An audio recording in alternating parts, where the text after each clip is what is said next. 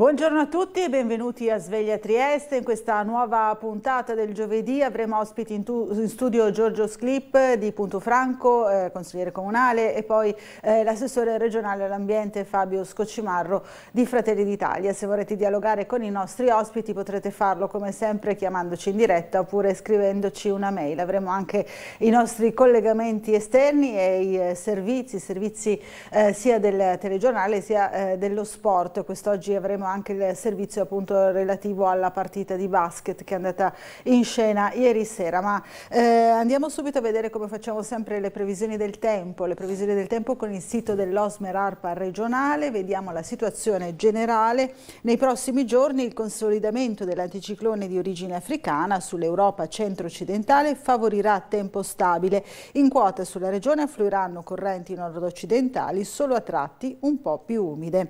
Ecco qui allora la previsione per oggi, giovedì 5 ottobre. Al mattino cielo in genere sereno, poco nuvoloso. Dal pomeriggio probabilmente da poco nuvoloso a variabile. Sulla costa e sulle zone orientali al mattino soffierà bora moderata, poi in calo, probabili venti e regime di brezza invece al pomeriggio.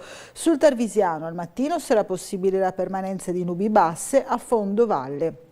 Vediamo la situazione di domani, venerdì 6 ottobre.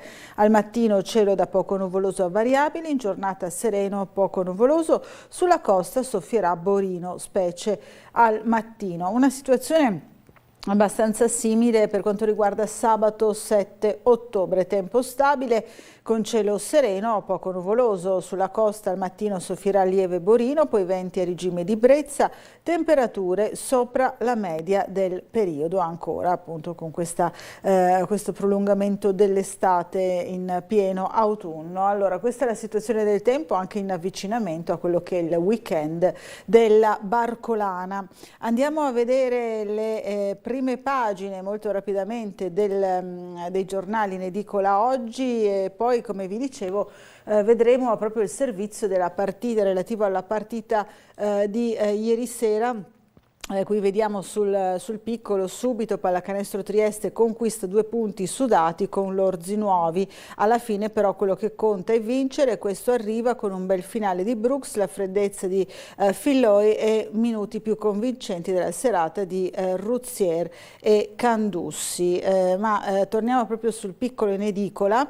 Allora vediamo che c'è naturalmente, come in tutti i quotidiani oggi in edicola, la questione dell'incidente drammatico, della tragedia di Mestre, e vediamo identificate tutte le vittime. C'è anche chi ha lasciato un mazzolino di fiori, di girasoli qui sul luogo del guardrail sfondato dall'autobus, dal mezzo pesante. L'inchiesta, il guardrail sotto accusa, l'autista era alla guida da poche ore, la coppia croata, la sposa morta in luna di miele.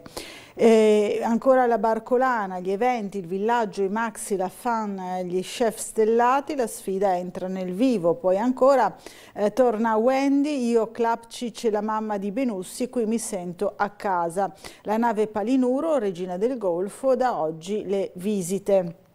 Ancora rivogliamo il Rocco, la Triestina rompe il silenzio sulla questione stadio, oggi l'incontro con la regione. Il presidente Rosenzweig minaccia il disimpegno, lodi sono sorpresa, l'impegno è massimo.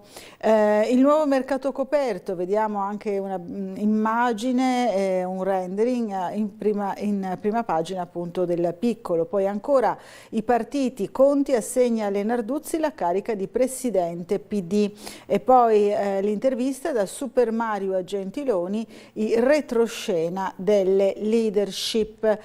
Questi alcuni dei titoli che sono oggi sul piccolo. Vediamo ancora il Corriere della Sera, bus, un buco nel guardrail, questo è il titolo di impatto. Venezia, identificate le 21 vittime, il dramma dei feriti, grave una bambina ucraina, il pullman è precipitato dove non c'è la barriera, esclusi contatti con altri veicoli, Salvini critica le batterie elettriche, il PD attacca. C'è ancora spazio insomma per polemiche di questo tipo. Sotto accusa il guardrail, il bus scarico di turisti è precipitato dal viadotto in un tratto dove la protezione era interrotta. Salvini e la polemica green. Tutti distratti per anni, i ritardi sulla sicurezza delle strade, il pezzo di Gian Antonio Stella. L'esortazione del Papa, il clima muta a causa nostra, tempo scaduto, dice il pontefice. Qui vediamo ancora un'immagine appunto del matrimonio di una delle vittime, tra 21 morti anche Antonella, ventenne croata in viaggio di nozze con Marco, che si è salvato. Migranti e asilo, c'è l'intesa dell'Unione Europea, stralciato il capitolo sulle ONG, sì alla solidarietà obbligatoria, Roma passata la linea italiana, solidarietà obbligatoria tra tutti i paesi dell'Unione Europea, sui migranti si torna al patto di luglio e c'è l'accordo tra i 27, la soddisfazione del governo, passata la nostra linea. Buona sintesi, ora un nuovo patto di stabilità, dice l'ambasciatore tedesco. Il data room di Milena Gabanelli si occupa degli 800.000 ricoveri perduti, andremo a vedere poi eventualmente anche nelle pagine interne. La Repubblica, l'autista, il bus impazzito, il giallo degli ultimi secondi, anche qui in primo piano la tragedia di Mestre, il guardrail mai restaurato e quel buco di 2 metri, la sposa in attesa di un figlio e le altre 20 vite spezzate. Sfuma il salario minimo, emergenza lavoro, il CNEL di Brunetta presenta il suo documento che accoglie le obiezioni del governo e affossa la proposta di legge. Spaccatura nel sindacato, CGIL vota contro e Will si astiene. La rabbia di PD e 5 Stelle, Confindustria, bisogna dire la verità. Migranti, compromesso elettorale, UE sui salvataggi umanitari, questa è la diversa lettura appunto della Repubblica. L'intervista, Sala, Milano resta un modello, la sinistra risponda ai problemi. Vediamo velocemente La Stampa, strage di Mestre, lo scandalo del guardrail, anche qui viene evidenziato. Anche qui viene raccontata la storia di una delle vittime, ma per poi parlare anche delle altre 20 vittime, la sposa, il neonato, le famiglie spezzate. Il cavalcavia d'Italia tra cantieri eterni e controlli fantasma, il dossier, il rischio incendi delle vetture elettriche più alto nelle ibride. Poi il papà e i gabbiani, gli eroi tra le fiamme. Vediamo appunto il racconto dei soccorritori, dei primi soccorritori. Perché sui tagli a medici e ospedali nessuno può dirsi davvero innocente, un approfondimento sulla sanità e poi anche qui in prima pagina salario minimo, addio alla legge. La proposta del CNEL di Brunetta, concentrarsi sui contratti collettivi, la CGIL lascia il tavolo, il BTP arriva al 5%. Ancora la scuola, quel voto bipartisan sulle foibe in classe. Il Fight Club della politica italiana ha registrato questa settimana 5 minuti di tregua, davvero sorprendenti perché direttamente collegati alla questione dell'identità e della memoria. Andiamo a vedere su Libero, bus elettrici in fiamme ma il PD vieta di dirlo, la strage di Mestre, Salvini riflettere sulle batterie, prendono fuoco facilmente, la sinistra insorge per difendere i veicoli verdi, però il pericolo c'è, ci sono prove. Schlein coccola i teppisti rossi, ancora chi agita le piazze, rischio eversione tra i compagni, l'asilo fascista diventa una legge. Ancora vediamo, guerra e pace, l'inverno più difficile, l'editoriale di Mario Secchi. Il Giornale, come cambiano le tasse, fa una scelta diversa, il Giornale, le mosse del governo, sconti, nuovi scaglioni, IRPEF e taglio del cuneo, tutte le novità, buco nei conti e direttive LGBT, troppi sprechi nella sanità e c'è chi pensa solo ai trans. Poliziotti presi a calci e il PD sta con i violenti, gli scontri di Torino.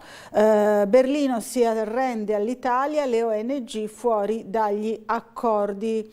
Telefonata Meloni-Scholz. Poi ancora bus cinese, batterie e guardrail, l'enigma della strage di Mestre.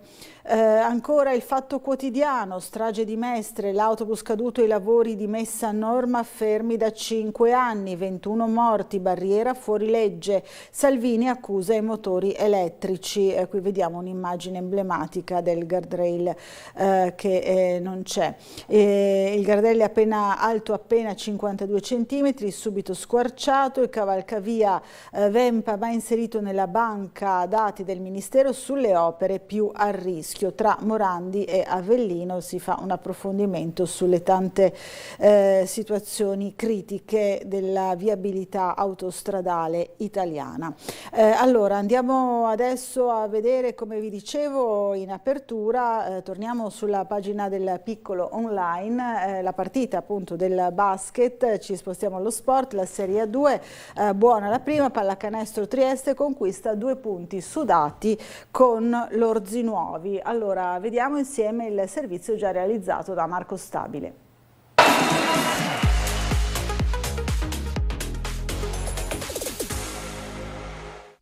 Pronto a mettere in campo qualsiasi cosa ci possa condurre alla vittoria. Così coach Jamion Christian nel presentare questa stagione di Lega 2 in cui la pallacanestro Trieste vuole essere una protagonista. Ruzier vede serve Reyes impitturato, appoggiata al vetro. Primo canestro della stagione di Babyface che a Gasparin ha di fronte a sé Brooks, prova a batterlo in arresto e tiro dai 4 metri a bersaglio. Ancora la finta al tiro da 3 punti, Reyes in penetrazione fino in fondo, il tiro, l'appoggiata, Vildera vede Ferrero in post basso, appoggiata al vetro, semplice e efficace per Zugno. Il blocco non sfruttato di Brown fuori, Gasparin fa saltare il diretto avversario al tiro, ottima tripla da parte del capitano bianco-blu. Zugno, Brown fuori per Alessandrini, ancora difesa molto alta, e però in questo caso la buca. 30 secondi da giocare nel primo quarto dell'anno. Ruzier la tripla, bersaglio Michele Ruzier, 14 pari. Reyes a rimbalzo prova a lanciare i propri compagni di squadra, non è esattamente quello che vuole Christian, che vuole azioni più decise, più veloci, ma Reyes la mette così, pallone al ferro, e siamo tutti d'accordo. Filloi si muove nel tentativo di recuperare palla, c'è Candussi dentro per Ruzier con la moto fino in fondo. Cerca e trova, spalle canestro, Reyes appoggiata al vetro e Trieste ha chiaramente cambiato marcia. Donzelli, Bertini nell'angolo, la tripla, Bersaglio si fa perdonare, ancora Ruzier che va in penetrazione, lo scarico per Reyes, Filloi, la tripla, buona circolazione, buon tiro, canestro, il pallone perso, male questo inizio per Brooks, pallone dall'altra parte, Brown e arriva la Bimane in alley-oop. Zugna in attacco, 1 contro 1, il tiro dall'arco, Ferrero fronteggia ma non riesce a fermare Trieste. 35, Agri Bertocchi e Orzinuovi 36. Cerca e trova ancora Zugno, il blocco di Brown si arresta, 4 secondi fuori per Gasparin, la finta, il tiro in avvicinamento dai 4 metri. Candussi cerca ancora il giocatore portoricano, non lo serve, fuori per Filloi, la tripla dai 7 metri, il tiro, Ariel Filloi, la tripla che riaccende lo spirito e l'animo della squadra di coach Christian. C'è Zugno, il tiro da 3 punti, svitamento a segno, più 10, massimo vantaggio della partita per Orzinuovi. Va in penetrazione l'italo-argentino, perde palla, la recupera Brooks da 3 punti. Brooks scivola fuori per Ferrero, in penetrazione fino in fondo, appoggiata al vetro dell'ex capitano di Varese che da uomo d'esperienza indica la via. Cerca e trova Gasparin, dentro per Brown, bella azione degli ospiti. Blocco di Reyes, Ruzier sulla sinistra, trova Candussi, il tiro da 3 punti a bersaglio. Fuori per Brooks, ancora Candussi, pitturato a bersaglio. Trieste sul più 6 con 2 minuti e 47 secondi da giocare. Francesco Candussi chiama il tifo triestino, abbiamo bisogno di voi, questo è il messaggio. Trapani su di lui, Reyes il raddoppio, Ruzier, Reyes a tutto campo, lo schiaccione imperiale che mette il punto esclamativo sulla partita. Trieste 80, Agri Bertocchi Orzinuovi 75, prima vittoria nel primo match di campionato.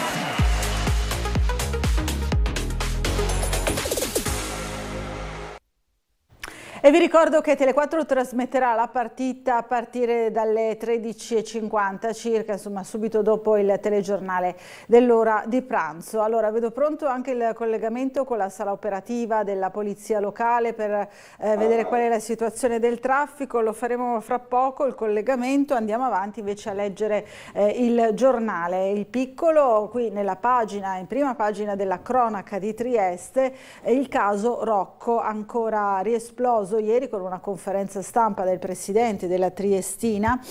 Senza il Rocco potremmo disimpegnarci da Trieste. La Triestina rompe il silenzio sul caso del prato impraticabile e lo fa con il presidente Rosenzweig in persona, appena sbarcato in città dagli States. Buone relazioni con la regione, non col comune, dice il presidente. Quanto ai concerti di giugno, il contratto prevede l'affitto dell'impianto finché la stagione non è finita. Clima teso con l'amministrazione di Piazza. Oggi il patrono Alabardato incontrerà il governatore Fedriga. La mancanza dello stadio può essere motivo di un nostro disimpegno? Sì, visto che l'investimento è stato fatto anche perché a Trieste c'è un'infrastruttura così importante. Anche noi abbiamo approfondito questo argomento, sicuramente fa molto discutere, tiene in ansia i tifosi della Triestina. Allora possiamo rivedere insieme il nostro servizio proprio sul prato del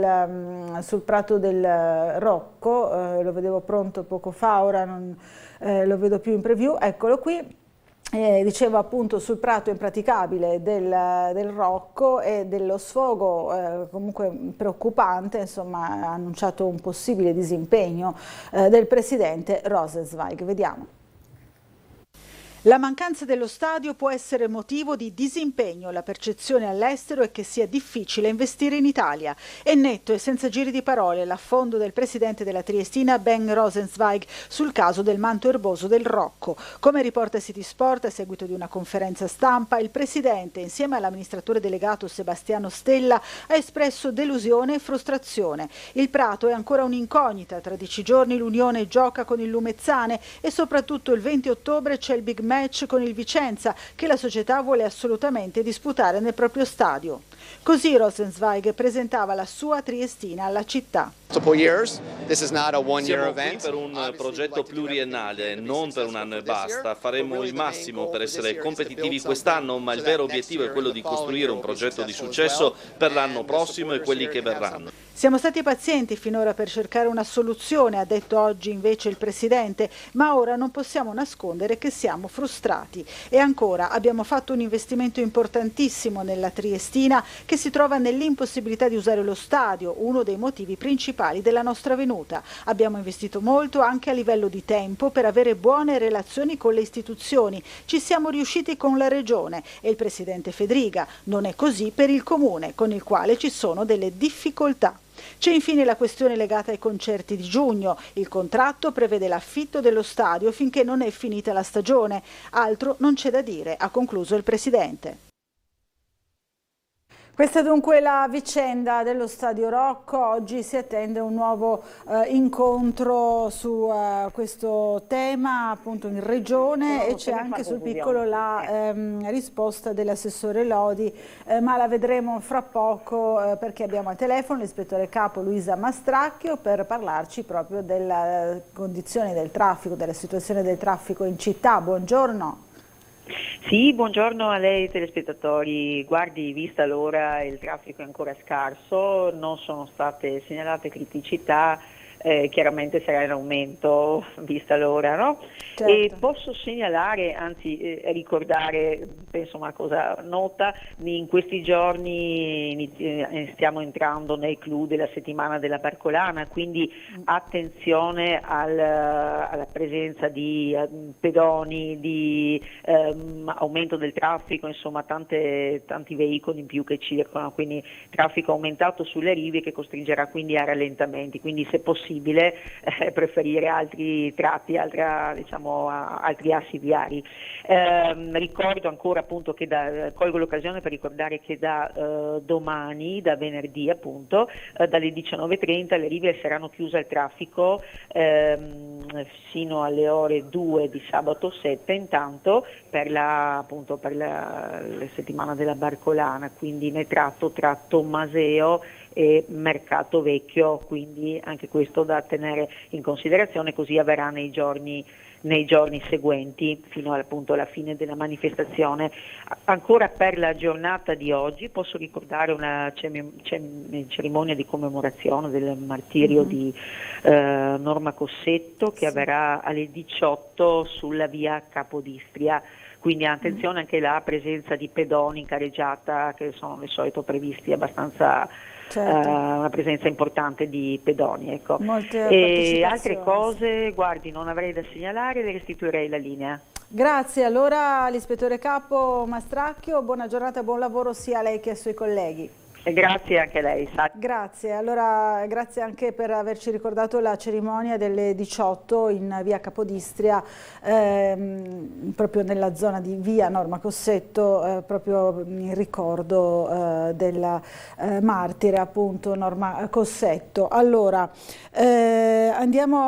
torniamo ancora appunto sul piccolo nelle pagine interne della cronaca per la risposta dell'assessore Lodi per quanto riguarda lo stadio Rocco. Non mi aspettavo una presa di posizione così, dice l'assessore, ha ora il verdetto della Lega. Ieri l'assessore e i suoi tecnici avevano lasciato il terreno di gioco prima dell'arrivo del massimo dirigente del club, il rientro a casa della squadra in bilico tra il 14 e il 20, quindi dice: sono sorpresa, basita, mi dispiace di una simile reazione, anche perché ho più volte chiesto allo staff della Triestina di poter fissare un incontro col presidente anche via Skype, ma senza ottenere risposta. L'assessore Lodi ieri, a un mese esatto dalla partita contro il Trento che aveva evidenziato i problemi del manto erboso del Rocco dopo il concerto dei Maneskin, non si attendeva un pomeriggio così burrascoso. Alle 12 in punto era al centro del campo per prendere parte al sopralluogo con i responsabili della Triestina, gli agronomi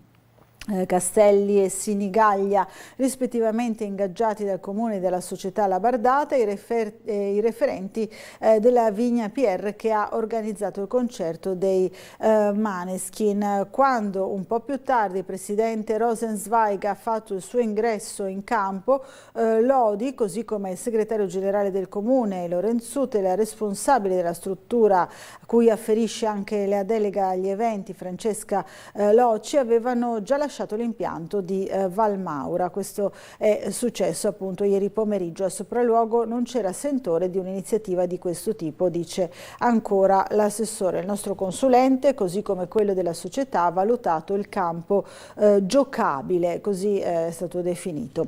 Allora, cambiamo ancora argomento, andiamo a vedere invece la notizia che è stata accolta insomma con favore, visto il grande debutto che ha fatto questo negozio. 3.000 persone nel giorno del debutto del nuovo Maxi Store al centro il Giulia, dagli elettrodomestici al giardinaggio, assalto ai 2.200 metri quadrati aperti dalla catena Risparmio Casa. Fisioterapisti 61 accolti, passa uno ogni 8 iscritti. Nell'Università di Trieste e Udine sono 61 gli aspiranti fisioterapisti ammessi al corso triennale di laurea nelle due università appunto di Trieste e Udine. UGL all'attacco, manca il rispetto per il lavoro per quanto riguarda la questione ancora sempre attuale dei servizi educativi. Poi nasce nella Mediateca il pit stop Unicef per l'allattamento, lo spazio gestito dalla Cappella Underground in via Roma con l'appoggio di Soroptimist, una bella iniziativa per le neomamme. Prevenzione rosa e IA, focus all'università, domani nell'aula Magna dell'Ateneo. Questi gli approfondimenti. Qui vediamo ancora c'era un richiamo in prima pagina, un approfondimento sul mercato coperto, lo shopping, i sapori, la terrazza, così può rivivere il mercato coperto. L'imprenditore Rasca, attivo fra Milano e Londra, ha presentato a Di Piazza lo studio preliminare, e qui vediamo vediamo il rendering di quello che dovrebbe proporre con la trasformazione, appunto, riproporre appunto il mercato coperto. All'inizio di questo racconto c'è un architetto triestino che ha studiato a Venezia e si è poi trasferito a Londra, esordisce Massimo Greco, dove vive e opera tuttora. Il professionista si chiama Marco Guarnieri e torna sovente nella città natale, nella quale spera si possano realizzare grandi progetti. Uno di questi è il recupero del mercato coperto di via Carducci, l'interessante creatura anni 30 di Camillo Iona, che vivacchia stentatamente in attesa di idee e soldi. A Trieste Guarnieri ha contatti con lo studio Gasperini e lo mette in contatto con un imprenditore specializzato nella riqualificazione di spazi abbandonati da trasformare in aree alimentari, ma non solo. Andrea Rasca è il fondatore del progetto Mercato Metropolitano, che ha già dato prova di sé a Milano e soprattutto a Londra, con 2 sedi a Elephant and Castle e Mayfair. Rasca è già venuto a Trieste, dove ha visto il mercato che gli è piaciuto, quindi da qui nasce, insomma, tutta questa vicenda. Staremo a vedere se ci sarà una degna conclusione. Andiamo ora alla sentenza: rapina e furti nelle case, condannate 2 ladre, ma ora risultano latitanti. 4 anni 10 mesi di reclusione più di 1.200 euro di multa, 4 anni 4 mesi e 20 giorni di reclusione più di 1.077 euro di multa, e la sentenza di condanna pronunciata per 2 giovani donne di nazionalità serba e di etnia rom, la 22enne Valeria Jovanovic e la 21enne Lidia Risteschi. Nell'estate del 2021 si erano trasferite a Trieste compiendo numerosi furti, ora però risultano latitanti. Più violenza in città, organici insufficienti, la presa di posizione del SIULP, il sindacato di polizia, e poi ancora la commemorazione, agenti uccisi, il ricordo dopo 4 anni. A 4 anni di distanza da quel tragico 4 ottobre 2019 sono stati ricordati ieri Matteo De Menego e Pierluigi Rotta, i 2 agenti uccisi in questura. In mattinata si è svolta anche una funzione religiosa alla presenza delle autorità e della cittadinanza, preceduta dalla deposizione di una corona d'alloro nel famedio della questura stessa. E noi abbiamo anche realizzato un servizio proprio sulla commemorazione dei 2 agenti uccisi in questura, Rotta e De Menego. Allora rivediamolo insieme. Era un venerdì, il 4 ottobre del 2019. Nel pomeriggio Trieste si avviava ad un weekend relativamente tranquillo che precedeva quello della Barcolana. Poco dopo le 17 la notizia che avrebbe consegnato quella data alla storia recente della città. Spari in questura. Abbastanza immediata la conferma, ma non solo. 2 poliziotti, Pierluigi Rotta e Matteo De Menego, erano stati assassinati da Alejandro Stefan Meran, arrestato per il furto di un ciclomotore. Allo sgomento iniziale Trieste rispose attraverso i propri cittadini, che la sera stessa e nei giorni successivi riversarono nei confronti degli agenti caduti, delle loro famiglie e dell'intera polizia un affetto e una partecipazione massiccia pur se silenziosa, come solo questa città è in grado di fare. Approfitto anche di questa triste ricorrenza, anche per ringraziare tutti i cittadini di Trieste, tutta la città, per la solidarietà, per la vicinanza che in quell'occasione e in tante altre occasioni ci hanno dimostrato. Ogni anno doverosamente Trieste ricorda quei 2 ragazzi, i figli delle stelle, come loro stessi amavano farsi chiamare. Stamani il famedio della questura ha ospitato una breve cerimonia cui ha fatto seguito nella chiesa di Sant'Antonio Vecchio una santa messa, presente anche il sindaco di piazza. Io sono in questo momento molto vicino ai genitori di questi ragazzi, perché il dolore e ai familiari dei ragazzi, perché il dolore più forte è il loro, perché comunque hanno perso 2 figli giovanissimi, bravissimi, ragazzi pieni di vita, operativamente eccellenti, quindi una risorsa importante per la questura di Trieste, e quindi capisco il loro stato d'animo. E questo è il giorno della riflessione, forse da anteporre persino all'umana e doverosa voglia di giustizia da parte dei familiari delle due vittime e persino di una città spesso ferita, ma mai quanto in quel pomeriggio grigio riempitosi improvvisamente di sangue. Il monito è: comunque la sicurezza è un bene fondamentale, comunque va preservata, e c'è un sistema di sicurezza che arriva fino all'estremo sacrificio per poterlo fare. Allora, torniamo anche ai temi della sicurezza, lo facciamo fra poco perché vedo che la pubblicità incombe, però volevo solo dare lettura sul giornale della rissa coltellata in zona stazione, 2 feriti, possiamo vedere anche sulle pagine del Piccolo, è successo ieri, lite fra stranieri, uno è stato colpito in modo grave al volto, in mattinata altro blitz di polizia al Silos, sono stati identificati 230 migranti. Allora, lo vedremo fra poco con il nostro servizio, questa è la seconda parte, diciamo, della notizia della rissa con accoltellamento, abbiamo parlato nel telegiornale di ieri sera, fra pochissimo.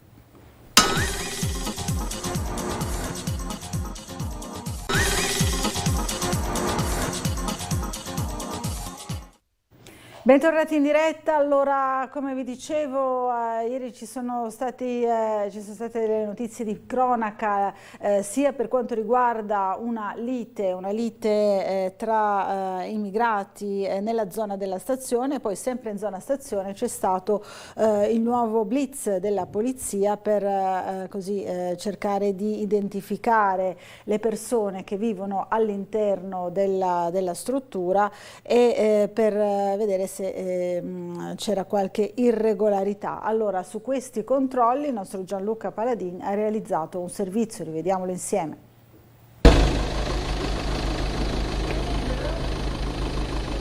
25 persone portate in questura, 200 in tutto i migranti controllati. È il nuovo blitz delle forze dell'ordine andato in scena al Silos questa mattina. A 2 settimane esatte di distanza dal primo controllo, Polizia di Stato, Digos, Carabinieri e Guardia di Finanza con un'unità cinofila sono tornati nel Rudere che ospita centinaia di migranti che non hanno trovato posto nel sistema di accoglienza. Questa volta a supporto delle forze dell'ordine anche gli agenti della polizia locale. Tutti coloro che non sono stati portati in questura avevano la documentazione necessaria per il soggiorno in Italia, gli altri sono risultati migranti irregolari, per cui le forze dell'ordine verificheranno se hanno diritto a rimanere nel paese ed eventualmente i migranti potranno fare richiesta di asilo o protezione internazionale. I am going to Gorizia and my asylum date. Vorrei andare a Gorizia dove ero prima, forse là trovo posto in accoglienza. Ho provato più volte a farmi accogliere nel mese di settembre, ma non ho trovato posto. There and they again give me. Got a family here? No. Hai una famiglia qui? No, qui non ho nessuna famiglia. Da dove vieni? Provengo dal Bangladesh. Quanto è durato il tuo viaggio dal Bangladesh a Trieste? Un mese, è durato circa un mese. Le forze dell'ordine hanno ispezionato a fondo il Silos, un controllo volto anche a verificare la presenza di droga. Nessuno stupefacente è stato trovato nella struttura. La decisione di oggi di operare nuovi controlli è avvenuta in sede di Comitato per l'Ordine e la Sicurezza Pubblica. Il prefetto di Trieste, Pietro Signoriello, ha parlato dell'operazione ai margini della commemorazione per l'anniversario della morte degli agenti Pierluigi Rotta e Matteo De Menego. Devo dire che già in occasione dello scorso controllo il comportamento mantenuto dai migranti rinvenuti all'interno è stato un comportamento di assoluta collaborazione, come immagino che sarà anche quest'oggi. Per noi è molto importante per riuscire, a cogliere le posizioni amministrative, cioè chi di quei soggetti ha titolo a forme di accoglienza. E considerate che dopo il controllo fatto una decina di giorni or sono, la misura di quel controllo ci è stata utile per poter continuare a svolgere unitamente al Ministero dell'Interno quella opera immane che svolgono tutte quante le prefetture, in costante contatto peraltro con il commissario all'emergenza migranti, che è quella di reperire nuovi posti per cercare di assicurare l'accoglienza a chi ne ha titolo. Allora, torniamo a leggere i giornali nazionali, torniamo sul Corriere della Sera per vedere ancora una volta la questione dell'incidente, della tragedia di Mestre. Vediamo allora i 2 metri senza barriera, questo il titolo, così il bus è caduto, e vediamo anche la dinamica disegnata sul Corriere. Ci sono naturalmente anche le testimonianze, le ipotesi su quello che può essere successo, escluso l'urto con altri veicoli, accertamenti sulla struttura. Questa è l'inchiesta che è stata aperta sulla vicenda appunto dell'autobus caduto dal cavalcavia. Le storie e i volti delle persone che hanno perso la vita nella tragedia, i 9 ucraini, le famiglie, le vite spezzate, la piccola tedesca di 17 mesi, 4 ragazzine tra 8 e 12 anni. Tutte le vittime sono state identificate. La storia ancora abbiamo visto su tutti i giornali: Antonella, la neosposa incinta, morta in viaggio di nozze, il marito Marco in rianimazione, vivevano a Spalato, lei aveva solo 25 anni, erano stati a Roma e a Firenze. Le lacrime degli amici, era felicissima della gravidanza, non pensava ad altro che al suo bimbo. Il mio patrigno ci ha protetti, fratellini rimasti senza mamma, il dolore dei parenti, tutti chiedono dei loro cari, 15 feriti fra cui 3 bimbi, molti in terapia intensiva. E qui vediamo alcuni fotogrammi impressionanti. Uno dei primi soccorritori accorsi sul luogo dell'incidente trae in salvo un passeggero, forse una bimba. Le immagini non sono abbastanza chiare da poter identificare le persone coinvolte. Qui vediamo i vigili del fuoco accanto ai resti dell'autobus. Noi ieri abbiamo riproposto il servizio della nostra redazione di Antena 3 di Venezia per così fare un po' il punto della situazione di quello che è stato questo drammatico incidente che ha davvero fatto impressione in tutta Italia. Non so se possiamo rivedere insieme il nostro servizio con le immagini scioccanti, appunto questo video shock del momento della caduta dell'autobus dal cavalcavia. Ancora qualche istante, eccolo qui. Sono le 19:38 e 28 secondi del 3 ottobre. Eccole le immagini shock registrate dalle telecamere che immortalano il momento dell'incidente lungo Rampa Rizzardi a Mestre. Si vede l'autobus bianco condotto da Alberto Rizzotto procedere.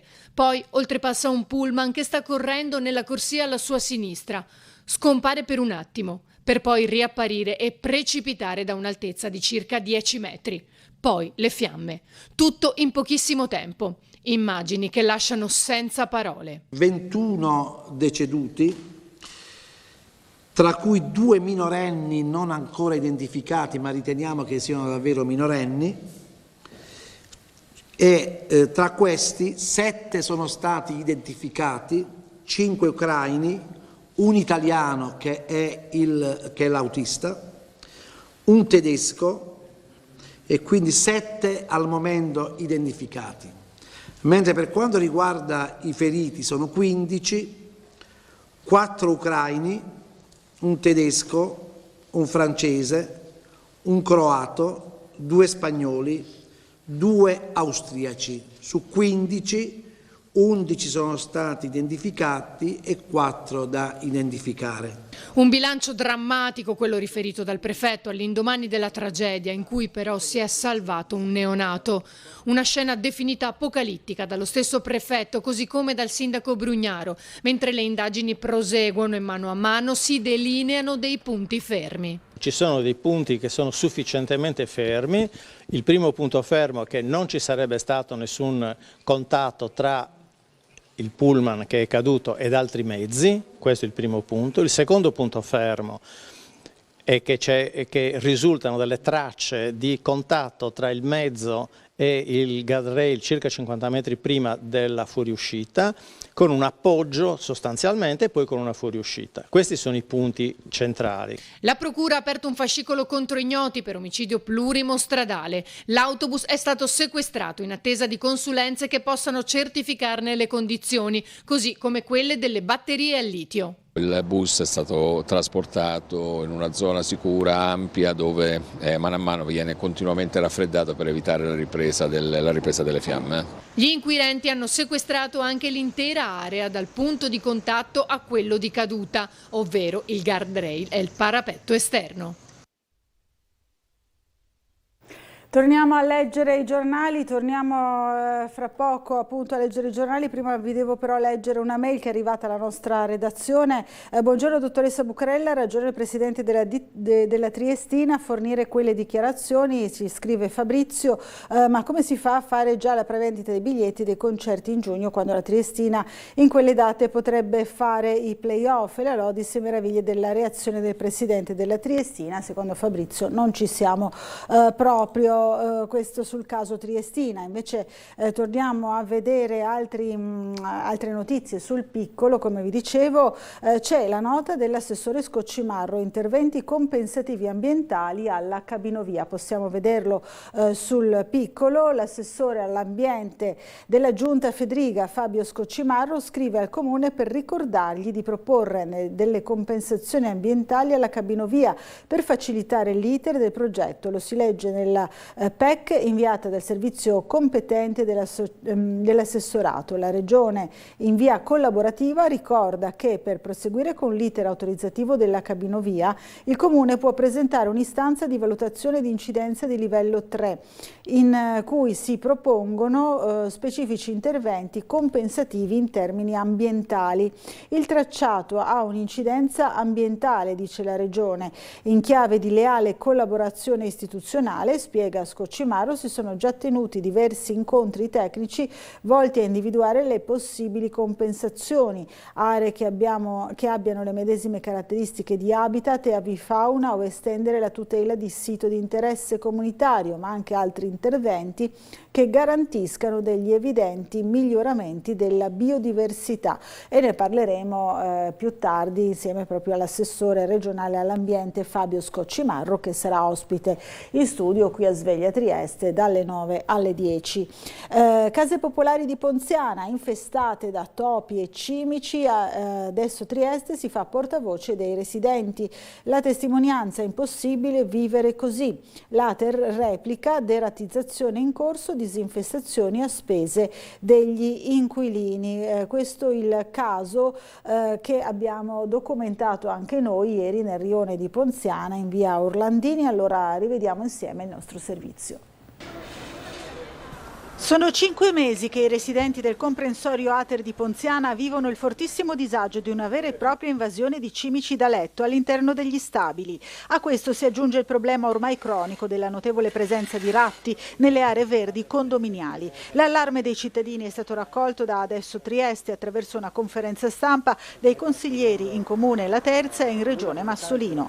Noi non avremmo voluto essere qui oggi come consiglieri comunali e regionali perché pensiamo che in un paese normale una situazione del genere si dovrebbe risolvere semplicemente con una segnalazione da parte degli inquilini che sono costretti a vivere in case Ater infestate dalle cimici e dai ratti. Abbiamo già presentato in luglio un'interrogazione ad Ater rispetto alle condizioni degli alloggi, il numero di alloggi sfitti, lo stato di manutenzione, al quale non abbiamo ottenuto risposta. Adesso presentiamo una nuova interrogazione proprio per quanto riguarda l'infestazione da ratti e cimici da letto che molte famiglie stanno vivendo nei comprensori Ater qua di via Orlandini.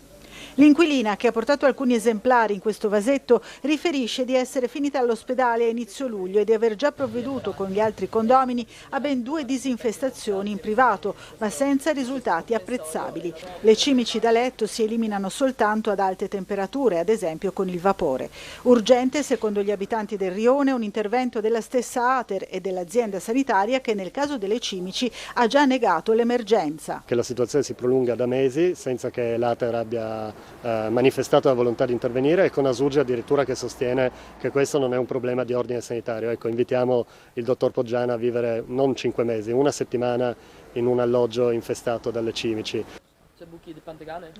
E come vi dicevo è arrivata puntuale anche la risposta dell'Ater che dice, scrive in una nota: dopo le segnalazioni nel periodo da luglio a settembre 2023 sono stati disposti interventi di derattizzazione nella zona ponziana che hanno comportato la posa di complessivi 135 erogatori di esche. L'intervento è ancora in corso con costante monitoraggio delle esche da parte della ditta incaricata. Con riferimento all'infestazione di cimici, in considerazione della mancata efficacia degli interventi effettuati dall'inquilina, come abbiamo sentito nel servizio, e a seguito di sua richiesta è stata presa in considerazione la gestione Ater di un intervento con azoto liquido da eseguirsi contemporaneamente nei 2 alloggi con costi da rendicontare a locatario e proprietario, previa loro approvazione della spesa. Riguardo gli sfalci del Verde, altra nota che era contenuta in questa protesta, nel corso della stagione ne sono contrattualmente previsti 3 con costi a carico degli inquilini e proprietari. Aumentarne la frequenza comporterebbe un conseguente incremento delle spese addebitate. Attualmente è in corso il 3° taglio del Verde in tutto il lotto che comprende Ponziana, che deve concludersi entro la fine di ottobre. Questa la notizia appunto che troviamo anche sul Piccolo riportata. Qui vediamo ancora altre notizie, ci spostiamo a Muggia. A 4 anni dalla mareggiata aspettiamo ancora i risarcimenti. Da Tutto Pepe ai 2 leoni, ristori ingolfati nella burocrazia, domande già presentate più volte. Le testimonianze di chi lavora nella zona del Mandracchio, sempre a Muggia. Qui vediamo alcuni dei protagonisti della questione. Qui vediamo anche un'immagine Muggia finita sott'acqua, appunto le rive del Mandracchio sott'acqua nel novembre del 2019, esattamente 4 anni fa. Aula negata in comune, pronti ad appellarci a prefettura e regione, la posizione di Fogar che avremo anche noi oggi nel nostro telegiornale. Non si esauriscono a Muggia le polemiche attorno alla seduta della commissione trasparenza convocata per lunedì scorso dal civico d'opposizione Maurizio Fogar, rimasta senza un'aula in cui svolgersi in quanto, come aveva sostenuto nell'occasione il sindaco Polidori, non aveva titolo per riunirsi poiché era stato presentato un ordine del giorno con argomenti che esulano dalle competenze della stessa commissione. Qui ci sono altre questioni. L'assessore al verde pubblico Pantaleo: dai tombini ai parchi, rilanciate in questo biennio le manutenzioni urbane. Ancora la mozione invece di Mervic, lista per il Golfo Verdi, la scaletta verso il mare del porticciolo di Duino va riparata entro il 2024. Torniamo ancora alle pagine di Trieste, sport e Costituzione, l'educazione civica passa pure per Trieste, il nuovo volume del campo lanciato ieri con l'appoggio di CONI e Fondazione, e anche il nostro Umberto Bosazzi ha realizzato un servizio su questa presentazione in cui erano presenti, li vediamo, l'autore del libro Franco Del Campo e Giorgio Brandolin, presidente del CONI regionale nella sede della Fondazione CR Trieste. Rivediamo insieme il servizio. Nella sede della Fondazione CR Trieste è stato presentato stamani un volumetto scritto da Franco Del Campo che illustra la relazione fra lo sport e la Costituzione, un rapporto sancito solo di recente in maniera ufficiale. Fino a qualche mese fa, infatti, il termine non appariva fra gli articoli della Carta. Il 20 settembre la Camera ha approvato la modifica dell'articolo 33 introducendovi un nuovo comma, grazie al quale la Repubblica riconosce il valore educativo, sociale e di promozione del benessere psicofisico esercitato dall'attività sportiva. Pure per 75 anni il documento fondativo del nostro paese di sport non parlava proprio. Del Campo dunque va alla ricerca del rapporto, magari nascosto fino a qualche settimana fa, fra gli articoli della Costituzione ed un mondo che a lungo ha frequentato e continua a frequentare. Dentro il titolo Sport e Costituzione, la ricerca dello sport dentro la Costituzione, però c'è scritto anche con disciplina ed onore, articolo 54 della Costituzione, e credo che possa essere veramente un filo rosso da seguire e da insegnare soprattutto, e poi si insegna soprattutto con il buon esempio. Presentando il volume, il presidente regionale del CONI Giorgio Brandolin si è soffermato a sua volta sullo sviluppo del concetto di sport, soprattutto in Friuli Venezia Giulia, un fenomeno sempre più fondante della nostra società. Ti forma persone, tra virgolette, sane da tutti i punti di vista, e quindi è una delle modalità per aiutare a sviluppare la nostra comunità, e quindi lo sport ormai è un vissuto, in particolare nella nostra regione, in tutte le famiglie. Allora, torniamo a leggere ancora il piccolo, le pagine della cultura. Tullio Silvestri, pittore, da Trieste alle Biennali, con una nota di nostalgia. Si inaugura domani al Civico Museo della Civiltà Istriana a Trieste, sabato a Castions di Zoppola, il duplice omaggio all'artista amico di Joyce, le sue opere a confronto con autori a lui coevi. Poi ancora vediamo, sempre nella pagina delle culture, Monica Cito, TikTok non è un male se serve a far leggere i ragazzi. La scrittrice oggi al Magazzino delle Idee con Uva Spina, incontri anche con Erva, Salvioni e Vojnovic. Qui vediamo ancora il futuro degli spazi urbani fra architettura e arte, incontro alla BBC. Allora, poi ancora Vivo e Coscienza, l'inedito Pasolini messo in danza dagli Area. Poi andiamo subito alla pagina dello sport. Trieste, quanta fatica, ma contro Orzinuovi arriva il primo successo. Biancorossi a sprazzi incassano un break di 15-1, ma sono anche capaci di segnare 20 punti in 4 minuti. Finisce 80-75 l'esordio della Triestina, appunto della Trieste Basket in campionato. Allora il nostro Marco Stabile ieri ha realizzato gli highlights della partita, che, lo ricordo ancora una volta, andrà in onda su Tele4 oggi dopo il telegiornale dell'ora di pranzo, intorno alle 13:50, minuto più, minuto meno. Allora rivediamo insieme gli highlights.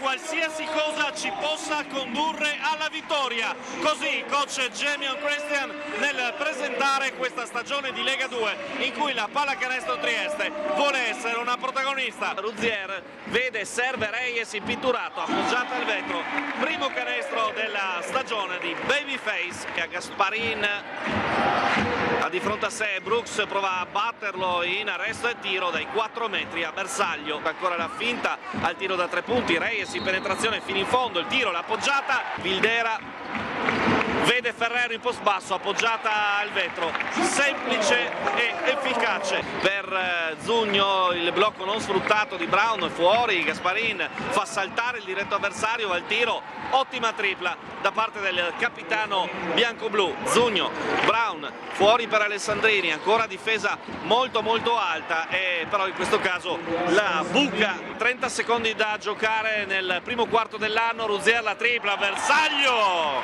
Michele Ruzier, 14 pari. Reyes a rimbalzo prova a lanciare i propri compagni di squadra, non è esattamente quello che vuole Christian, che vuole azioni più decise, più veloci, ma Reyes la mette così, pallone al ferro, e siamo tutti d'accordo. Filloi si muove nel tentativo di recuperare palla, c'è Candussi dentro per Ruzier con la moto fino in fondo. Cerca e trova, spalle canestro, Reyes appoggiata al vetro, e Trieste ha chiaramente cambiato marcia. Donzelli, Bertini nell'angolo, la tripla, Bersaglio si fa perdonare, ancora Ruzier che va in penetrazione, lo scarico per Reyes, Filloi, la tripla, buona circolazione, buon tiro, canestro, il pallone perso, male questo inizio per Brooks, pallone dall'altra parte, Brown, e arriva la Bimane in alley-oop. Zugna in attacco, 1 contro 1, il tiro dall'arco, Ferrero fronteggia ma non riesce a fermare Trieste. 35, Agri Bertocchi e Orzinuovi 36.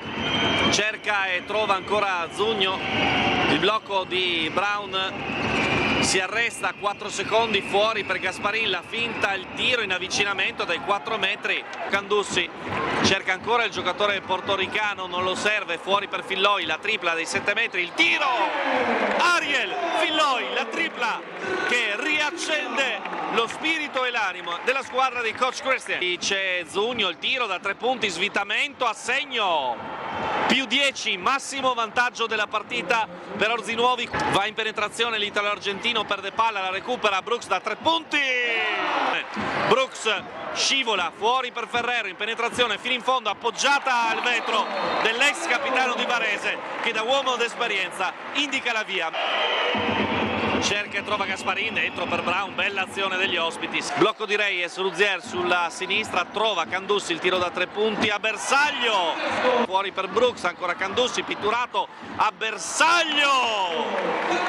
Trieste sul +6 con 2 minuti e 47 secondi da giocare. Francesco Candussi chiama il tifo triestino. Abbiamo bisogno di voi, questo è il messaggio. Trapani su di lui, Reyes il raddoppio, Ruzier, Reyes a tutto campo, lo schiaccione imperiale che mette il punto esclamativo sulla partita. Trieste 80, Agri, Bertocchi, Orzinuovi 75, prima vittoria nel primo match di campionato.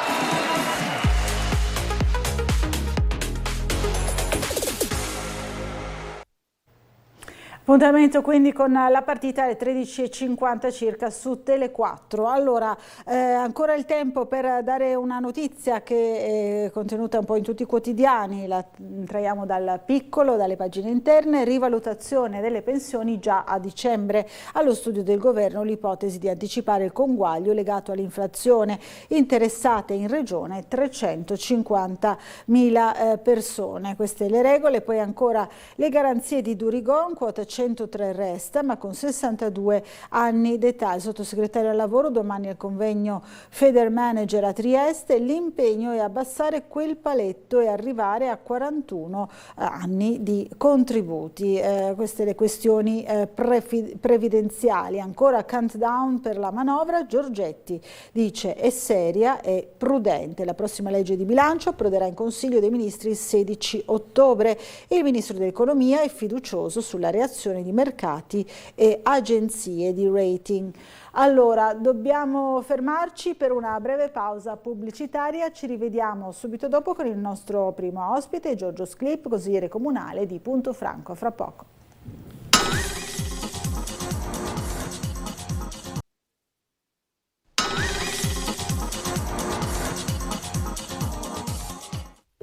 Bentornati in diretta a Sveglia Trieste. Allora, siamo in compagnia di Giorgio Sclip, consigliere comunale della lista Punto Franco. Buongiorno e ben arrivato. Grazie, buongiorno, grazie dell'invito, buongiorno a tutti. Grazie di essere qui. Poi ricordo ai nostri telespettatori che avremo anche i nostri collegamenti esterni quest'oggi con Marco Stabile, che andrà in zona Barcolana per farci vedere insomma quello che succede in centro città. Anzi, a dire la verità già comincio a vedere delle immagini, non so se si riferiscono proprio a sì, ci siamo. Collegamento. Ecco, sì, ci siamo. Delle belle immagini. Allora, buongiorno Marco Stabile, vediamo delle belle vele in così lontananza, il nostro golfo inquadrato. Allora, che cosa ci racconti questa mattina, Marco? Buongiorno Laura, buongiorno ai telespettatori di Tele4, siamo sul Molo Audace ad osservare le evoluzioni della Barcolana Fun, quindi windsurf ma soprattutto windfoil, le tavole a vela che ormai volano sull'acqua e raggiungono velocità impressionanti. È una delle manifestazioni collaterali della Barcolana che ovviamente si svolgono dall'alba alle prime ore di luce per sfruttare il massimo del vento, e in questo momento stanno dando spettacolo in regata sulle boe qui proprio davanti alla zona del Molo Audace. Ovviamente loro ci sono arrivati a largo di Barcola, li vedete, velocità veramente impressionanti per queste tavole a vela che volano sull'acqua in una Barcolana che sta pian pianino entrando nel vivo. Quest'oggi sentiremo poi le voci di chi ha dormito qui in banchina sul Molo Audace, delle barche che sono già arrivate, soprattutto le Crociera Regata, e andremo a approfondire quella che è la marcia d'avvicinamento per gli equipaggi. C'è anche la nave scuola Palinuro della Marina Militare ormeggiata al Molo IV, attaccata alla Capitaneria di Porto di Trieste, e pian pianino il bacino San Giusto si sta riempendo di scafi in attesa del grande evento di domenica, che vi ricordo Tele4 seguirà in maniera particolare. Vi mostreremo quella che è l'altra barcolana, ovvero la barcolana della festa del terzo tempo della gente, e saremo proprio in mezzo alla gente per raccontare anche un po' quelle che sono le tradizioni di famiglia in questa seconda domenica d'ottobre. Ancora evoluzioni al massimo della velocità per i windfoil qui a largo del Molo Audace, vedete manovre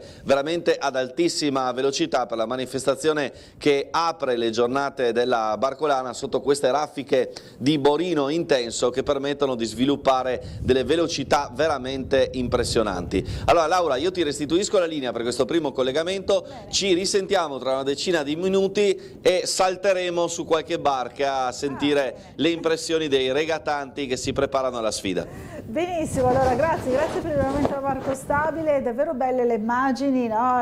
Sono impressionanti come velocità, è vero, questi mezzi nuovi, insomma questi foil si chiamano così, sì. Come ci ha raccontato Marco. Allora vedremo più tardi altri collegamenti, insomma siamo in pieno periodo barcolana. Come vive Giorgio Clip questo periodo? Insomma, è sempre molto intenso, no, per la nostra città. Sì, certamente, anche se io non sono, diciamo, come dire, non partecipo alla barcoliana direttamente, non l'ho mai fatto, per dire la verità. Vivo ad Opicina, la seguo dall'alto normalmente. Ecco, normalmente la seguo dall'alto come tanti che arrivano anche da fuori città, è un punto certamente molto panoramico. Allora lancio una provocazione, sarebbe bello vederla dall'Ovovia? No. Una provocazione, certamente. Allora, come ho avuto modo di dire varie volte, questo fantomatico panorama che si dovrebbe vedere dalle Ovovie, in realtà abbiamo fatto una stima che si potrà avere un panorama, come dire, molto bello soltanto per pochi secondi, soltanto per pochi tratti, cioè dal faro della Vittoria al Parco Bovedo, poi il nulla, perché poi il percorso correrà in mezzo al bosco, in quella zona del Bosco Bovedo, che in realtà rappresenta una sorta di valle, chiamiamola così, quindi il panorama da lì non si vede, non si vedrà, speriamo non si veda mai, ecco, diciamo, speriamo non si veda mai. Contrario naturalmente alla cabinovia.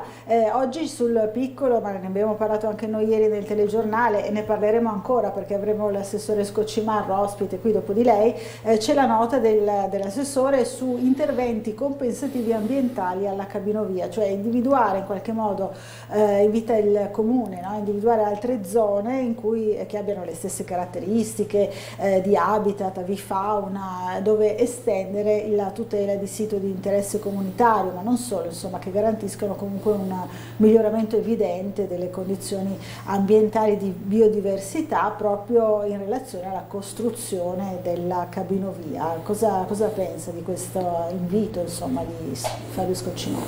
Sì, ma mi sembra un invito tardivo, che giunge in maniera tardiva, perché come sappiamo bene tutti, credo, il percorso delle Ovovie è stato tracciato sull'unica area verde disponibile tra il mare e il Carso.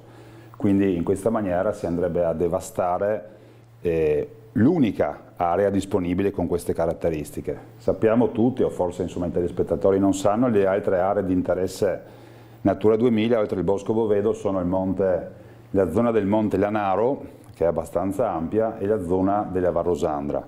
Quindi oggettivamente andare a individuare un'altra area di queste dimensioni e con queste caratteristiche, diciamo così, nella nostra provincia di Trieste, mi sembra abbastanza difficile e improbabile, quindi voglio dire, mi sembra una dichiarazione piuttosto, come dire, sì, interessante da un punto di vista di principio, però assolutamente tardiva e quindi anche forse non opportuna, direi, in questo momento dell'iter a cui siamo.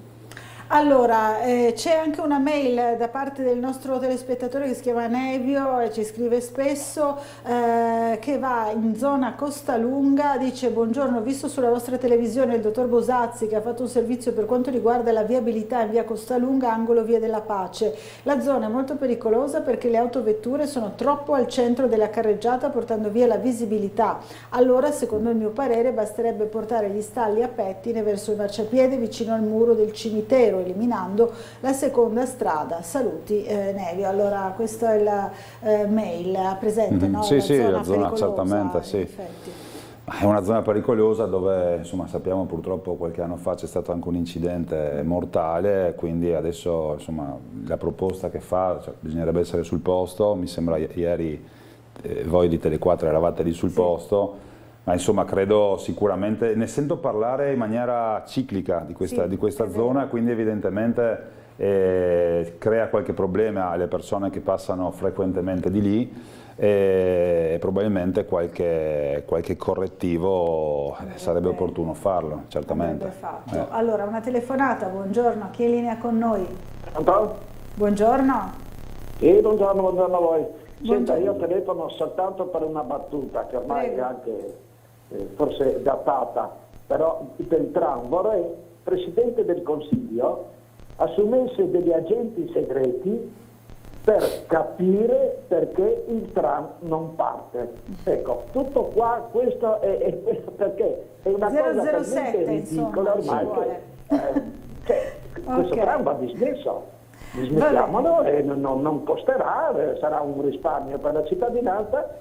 Se poi chi è d'accordo si mettano i soldi nell'ovovia, però avere una cosa del genere ferma in tutte queste stagioni d'estate è veramente vergognoso. E il sindaco, che io non do colpa perché sicuramente non può essere il sindaco quello che intralcia la partenza del tram, però vado a fare un giro anche attorno alla città senza stare tutto il giorno in Piazza Unità ad ammirare la sua meravigliosa piazza. Ci sono dei punti critici in città che andrebbero osservati. Grazie dell'intervento. Buona giornata. Allora sì, dice il signore assumere uno 007, insomma un agente segreto per capire perché il tram non è ancora in funzione. Insomma, sappiamo, no, della vicenda del tram di Officina. Ma certamente la provocazione dell'ascoltatore è giusta, perché purtroppo il silenzio del comune su questo tema è assordante, è scandaloso direi. Il tram, lo sappiamo, è fermo da oltre 7 anni e il comune continua a non dare spiegazione alla cittadinanza. Basta pensare che un bambino o una bambina nata nella nostra città nel 2015 non ha mai visto il tram in funzione. Questo è un dato dal mio punto di vista veramente che dà la misura di quello che sta succedendo.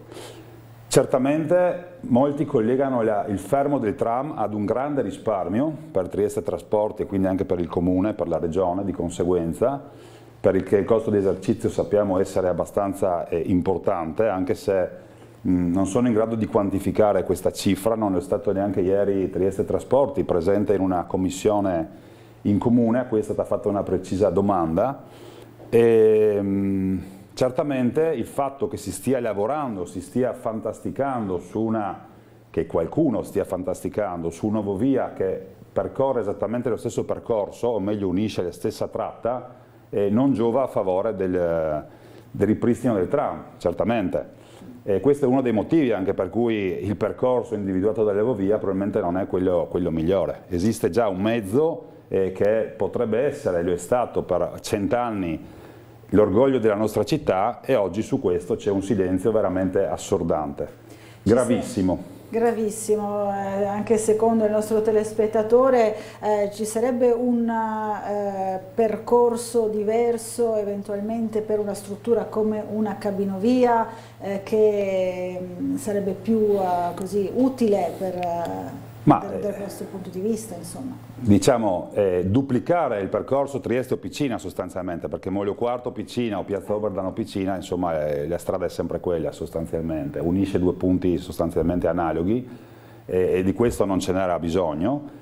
Un'alternativa forse su cui si poteva ragionare per un collegamento di questo tipo, più che ovovia, forse una funivia, poteva essere, questo credo abbia trovato in molte persone un giudizio favorevole e positivo, poteva essere un qualcosa di simile che unisca la città, quindi la zona di Barco e Miramare, con Montegrisa, no? Di questo se ne è parlato tanto e questo forse poteva essere una vera e propria attrazione turistica. Allora, intanto Marco Englaro ci ha inviato una delle sue belle vignette, non so se possiamo farla vedere, sul Prato del Rocco, la questione sempre appunto del prato. Allora, sul Prato del Rocco è ancora che discuti se piantare capuzzi o creme. Carina, insomma. Carina, sì, carina, ma amara. Amara, okay. Sì, perché abbiamo letto anche oggi sul giornale ieri. La questione della presa di posizione forte, no, del Presidente certamente, della Triestina, questo allarme lanciato, ma anche la prospettiva del disimpegno, insomma, che sta preoccupando. No? Certo, d'altra parte sappiamo già, purtroppo, già dovremmo essere grati di un investimento che arriva dall'estero, no? Da fuori addirittura, non dalla nostra città, da altri posti, quindi di soldi che arrivano in città. E quando cambiano le condizioni, quelle che erano state le promesse evidentemente iniziali, la situazione diventa davvero pesante. Io mi metto nei panni di un presidente, di qualcuno che investe dei soldi in una squadra di calcio e si trova a dover giocare in un'altra città, le partite quelle disputate fino ad ora, diciamo così. La prima è stata fatta una figura a livello nazionale in cui le zolle d'erba si alzavano, abbiamo visto tutte, adesso bisogna giocare 1, 2 partite, 3 forse fino a metà ottobre, se ho capito bene, lontano da Trieste, scontentando i tifosi, e poi nelle date cruciali della stagione sono stati già piazzati 2 concerti, da cui mi risulta sono stati già venduti oltre 20.000 biglietti nelle date anche di grande richiamo, no? No, certamente, 2 concerti di cui la città deve essere certamente contenta, però questa sovrapposizione di date certamente non può far piacere a chi ha investito nella Triestina Calcio. Questo anche perché ieri proprio il presidente Rosenzweig ha parlato di investimento proprio in funzione anche dello stadio, no? Della struttura in sé. Certamente.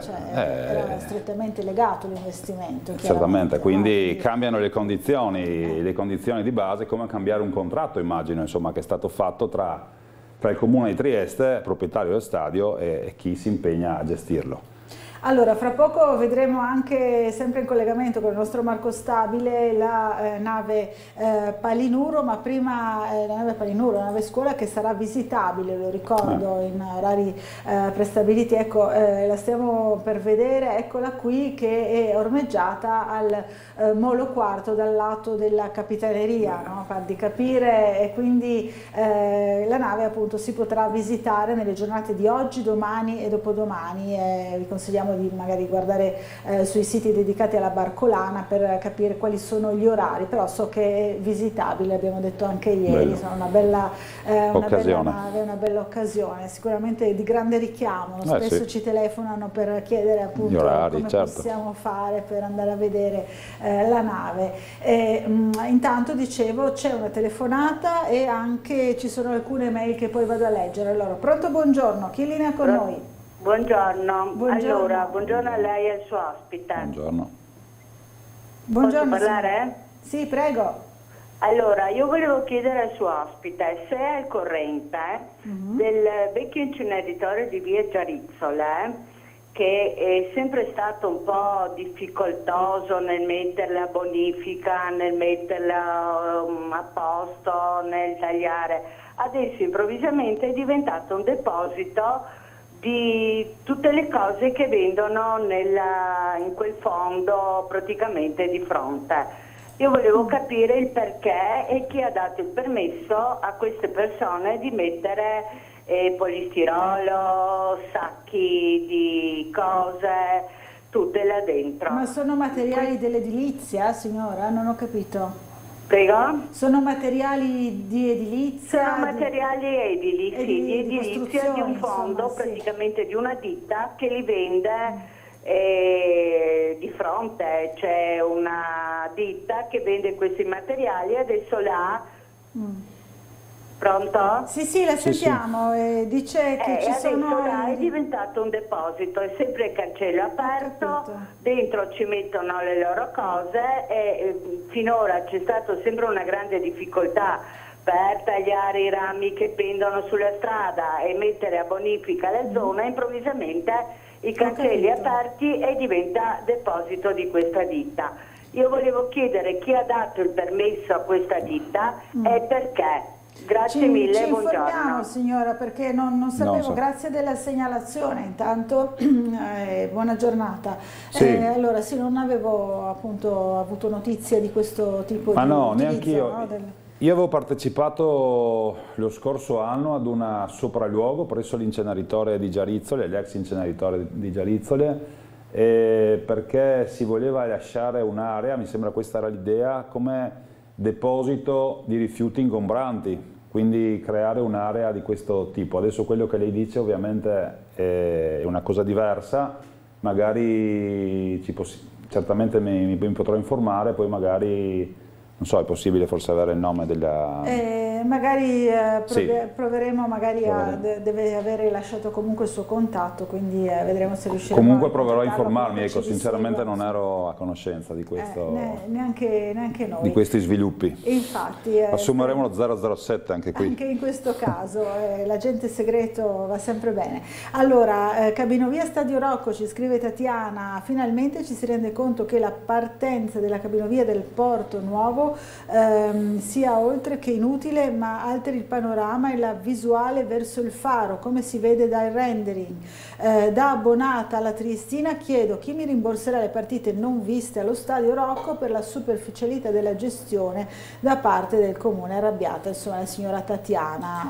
Sì, voleva dire qualcosa? Diciamo che penso sia la l'abbiamo sensazione, ormai più che la sensazione, la rabbia di molti triestini e triestine, perché vuoi per una situazione, vuoi per un'altra, la situazione comincia a diventare grave. Io stesso gioco in maniera amatoriale a pallavolo e la situazione impianti sportivi nella nostra città, parlo palestre, impianti al chiuso, è drammatica.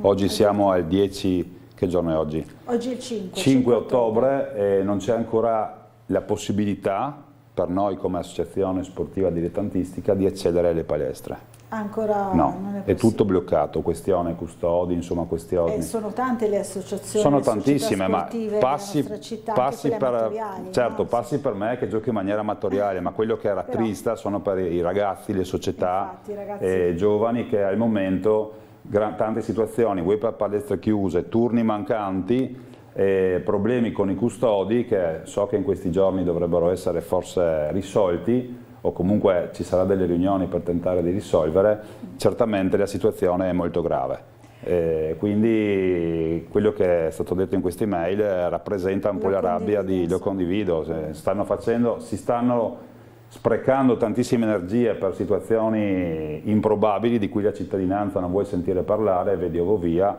e poi situazioni normali, cioè lasciare uno stadio a disposizione della propria squadra di calcio, non siamo in grado di farlo. Allora, intanto abbiamo visto qualche scorcio, qualche immagine della Palinuro ancora, non so se c'è Marco Stabile ancora in collegamento con noi, eccola qui, la vediamo nel preview, fra poco la vedremo anche in onda, bellissima imbarcazione, la nave scuola Palinuro della Marina Militare Italiana. Allora Marco... Scusa il disturbo, noi siamo in diretta dal Molo Audace. Ecco, allora, no, sta contattando delle persone che immaginiamo, insomma, non ci sarà ancora folla, no? Sulle rive a quest'ora, e insomma stanno arrivando un pochino le barche, l'abbiamo visto anche ieri, però piano piano insomma si sta animando anche il villaggio Barcolana. Allora, una città nata vecchia che vuole restare vecchia, ci scrive Luca. Ricordo a chi si scandalizza per la mancata ripartenza del tram, che quando il tram era in funzione non se lo filava nessuno, se non pochissimi residenti a Opicina, ancor meno turisti. Adesso che non c'è tutti lo vorrebbero. Poi non si vuole l'Ovovia, non si vuole il raddoppio della Galleria Muggia, è la prima volta da quando risiedo qui a Trieste che mi sta venendo la voglia di scappare via. Sono stanco della mentalità di questa città che è nata vecchia e vuole restare vecchia. Scusatemi per lo sfogo. Insomma, il signor Luca evidentemente viene da altre città e ha impattato con lo spirito del Nossepol, sembra, in qualche modo. Diciamo, io appunto abito a Opicina, il tram di Opicina negli ultimi, purtroppo sappiamo, oltre 7 anni è fermo, ma prima, direi nei 10 anni precedenti, era oggettivamente preso d'assalto da parte dei residenti ma anche da turisti. Ogni 20 minuti sbarcavano a Piscina, voglio dire, un gran numero di persone che andavano ad animare il paese, andando a bere un caffè, andando a mangiare qualcosa, facendo un giro per i negozi, e questo dava vita al paese. Oggi che il tram manca, le cose sono come dire, notevolmente cambiate. Basta fare un giro ad Opicina, ci sono molte attività che sono in difficoltà, sono chiuse, aprono solo a pranzo, solo a cena, molti negozi, alcuni negozi sono chiusi, insomma il paese è oggettivamente in difficoltà, quindi era utilizzato. Era utilizzato. Allora, ci sono due mail sulla cabinovia, una pro e una contro, sembra di capire. Allora, scrive il signor Giampaolo e il signor Sclip che dichiara di amare i boschi e il verde, strano che si lamenta che con la cabinovia si vedrà poco mare, tanto bosco, ma magari così se va a farci una passeggiata oggi vede che oggi quel bosco che l'opposizione tanto reclama è un immondezzaio, mentre forse con la cabinovia sicuramente tutto il bosco verrà pulito, ci sarà modo di denunciare che è stato sporcato. Il signor Sclip, che fa parte della sinistra, ha perso le elezioni, dimostra di essere poco o per nulla democratico nel non accettarlo. Insomma, questa è la critica. Altra cosa fondamentale, tanto si parla di salvaguardare la natura e il passato, appena fatte le elezioni Fratelli d'Italia ha presentato una mozione per il ripristino della vedetta Ortensia sopra l'obelisco, ma i suoi e tutto il centro-sinistra della seconda circoscrizione hanno votato contro. Anche questo insomma non va bene al signor Giampaolo. Poi invece Andrea scrive: buongiorno Laura, il 64% dei fondi del PNRR è a debito per tutti noi. Costruire un impianto a Fune a Trieste sarebbe usare proporzionalmente denari a debito per tutti noi per creare un altro debito comunale in ragione delle prevedibili insufficienti vendite dei biglietti per la corsa rispetto a quante ne servirebbero. Quindi due anime, no? Due anime, su questo sì, certo, argomento che divide.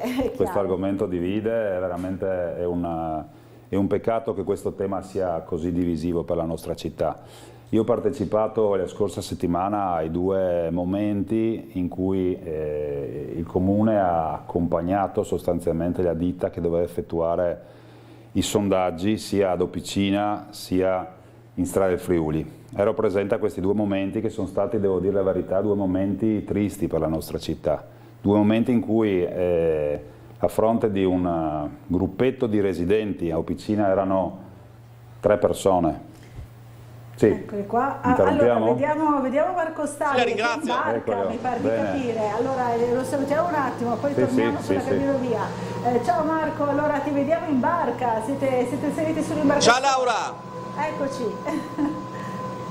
Ciao Laura, subito un ringraziamento al signor Cristano, anzi al capitan Cristano e alla società velica di Barcole Grignano nella persona del direttore sportivo Dean Bassi per averci permesso al volo di imbarcarci su un gommone dell'organizzazione e andare a vedere gli ultimi scampoli di regata di questa barcolana foil, quindi i windfoil, i windsurf dotati della speciale appendice che volano sull'acqua. Assieme a Marco Calabrese seguiremo gli ultimi istanti di questa rigata. Siamo a tutta velocità in questo momento ed eccoli che si stagliano qui all'orizzonte, velocità pazzesca. Pensate che vanno a vela volando sull'acqua. In boa sono 6 le imbarcazioni che stanno manovrando ed ora converrà spostarsi sul fronte destro con le immagini.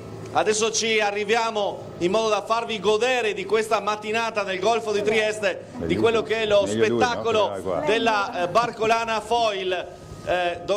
Chiedo al comandante se riusciamo a metterci lateralmente poi in modo da vederli. Eccoli qua.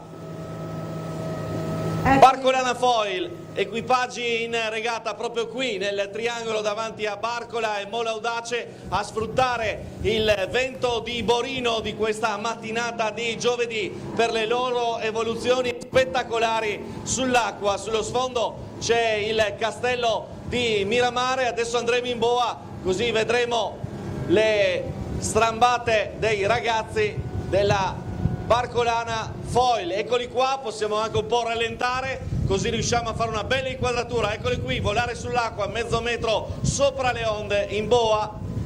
Le manovre sulla boa gialla predisposta dalla società velica di Barcola e Grignano e poi via sull'altro lato. Seguiamo questi scampoli di regata così in maniera, diciamo, un po' turistica, perché chiaramente non siamo in grado di darvi i nomi dei protagonisti, ma sicuramente siamo in grado di fornirvi le eccezionali immagini di questo spettacolo, di questa evoluzione della vela che ha portato la novità anche in Coppa America. Eccoli qua, vedete caschetto, muta da sub, maglietta e massima velocità. Pensate che stiamo andando a tutta con il gommone, siamo praticamente fianco a fianco con questi funamboli della vela.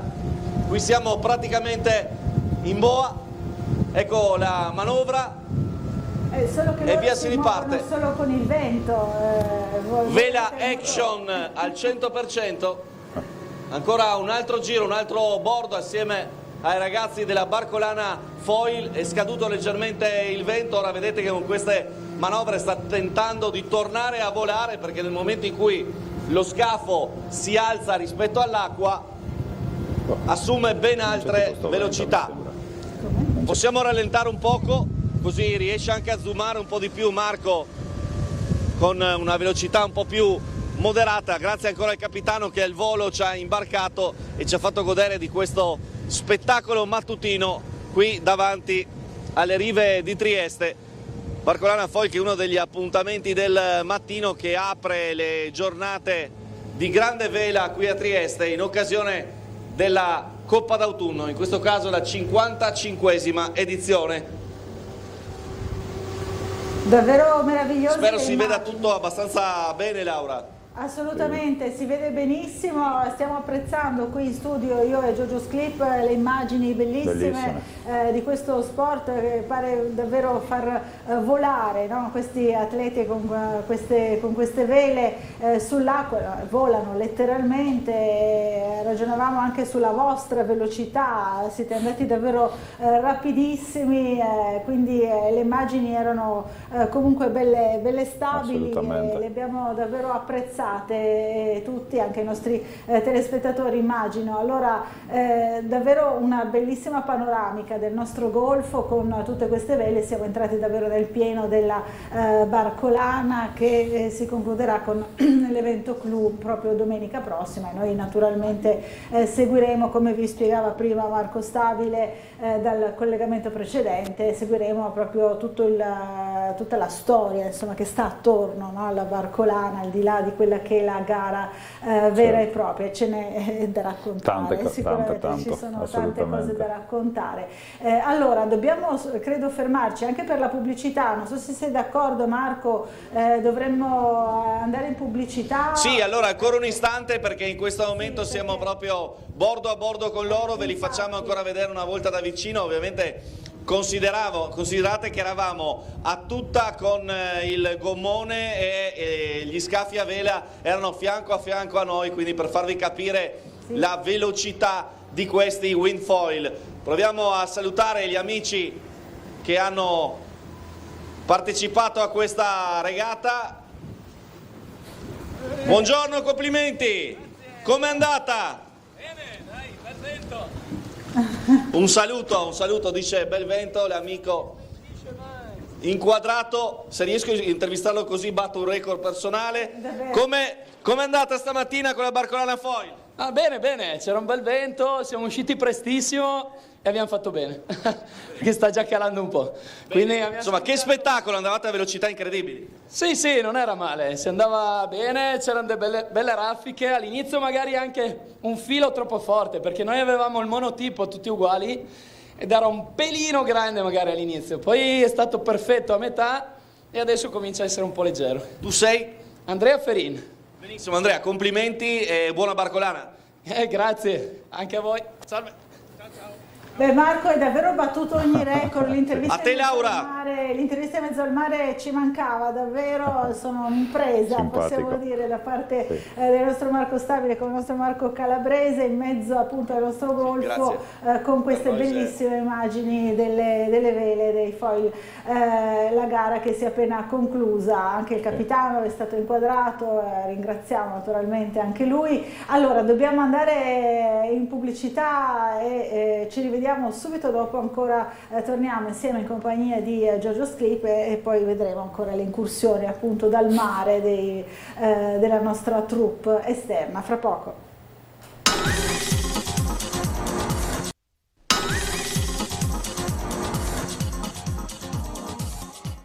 Bentornati in diretta. Allora, siamo in compagnia di Giorgio Sclip e abbiamo visto le bellissime immagini dal nostro golfo che ci stanno regalando Marco Stabile e Marco Calabrese, che vediamo ancora in collegamento, proprio ancora dalla barca. Prova audio. Ecco, dall'imbarcazione. Si divertono? Sì, Laura, abbiamo seguito anche la regata degli altri monotipi, vento teso, bellissime condizioni, immagini spettacolari, ve le forniremo poi dopo nel corso del telegiornale. C'è l'ultimo partecipante a questa mattinata della Barcolana Fan che arriva in questo momento e si dirige in direzione di Barcola, mentre il vento di Borino è leggermente scaduto rispetto a una mezz'oretta fa. Devo dirti la verità, le velocità sviluppate da questi scafi sono veramente impressionanti e lo spettacolo in golfo è stato veramente bellissimo. Allora vi forniamo quest'ultima immagine di questa mattinata Energy, così la potremmo definire da un punto di vista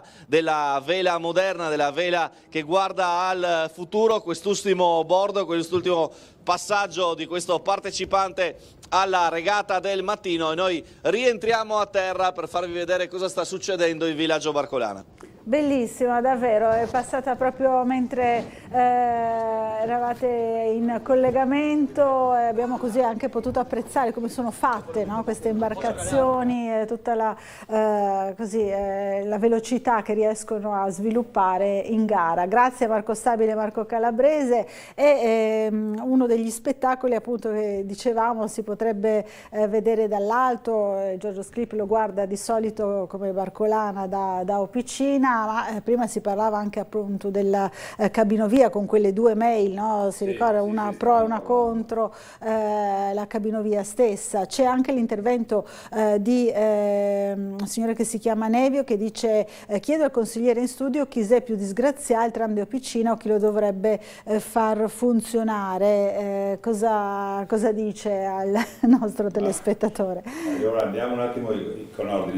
Parlando belle queste immagini della Barcolana, perché evidentemente la Barcolana è una manifestazione molto bella che unisce la città, no? Sì. Tutta la città si ritrova in questo bel evento. È chiaro, i giorni della Barcolana, anche se uno non ama, diciamo così, il mare, non ha la barca, eccetera, comunque si sente partecipe di una grande festa. Ecco, poi ci sono anche quelli che scappano dalla città, perché ovviamente la città si trasforma, viene presa d'assalto, però insomma mediamente la città si trova unita in questo appuntamento. È vero. Esattamente al contrario di quello stavamo dicendo prima che avviene per questa benedetta ovovia. Che divide, no? Che divide, no? Lo stavo dicendo prima, io ho partecipato la scorsa settimana, tutti e due, proprio come dire, per visionare quello che succedeva, tutti e due sopralluoghi che il Comune ha fatto, sia ad Opicina, dove dovrebbe sorgere la stazione a monte, sia in Strada del Friuli, via Braidotti, via Perce, eccetera.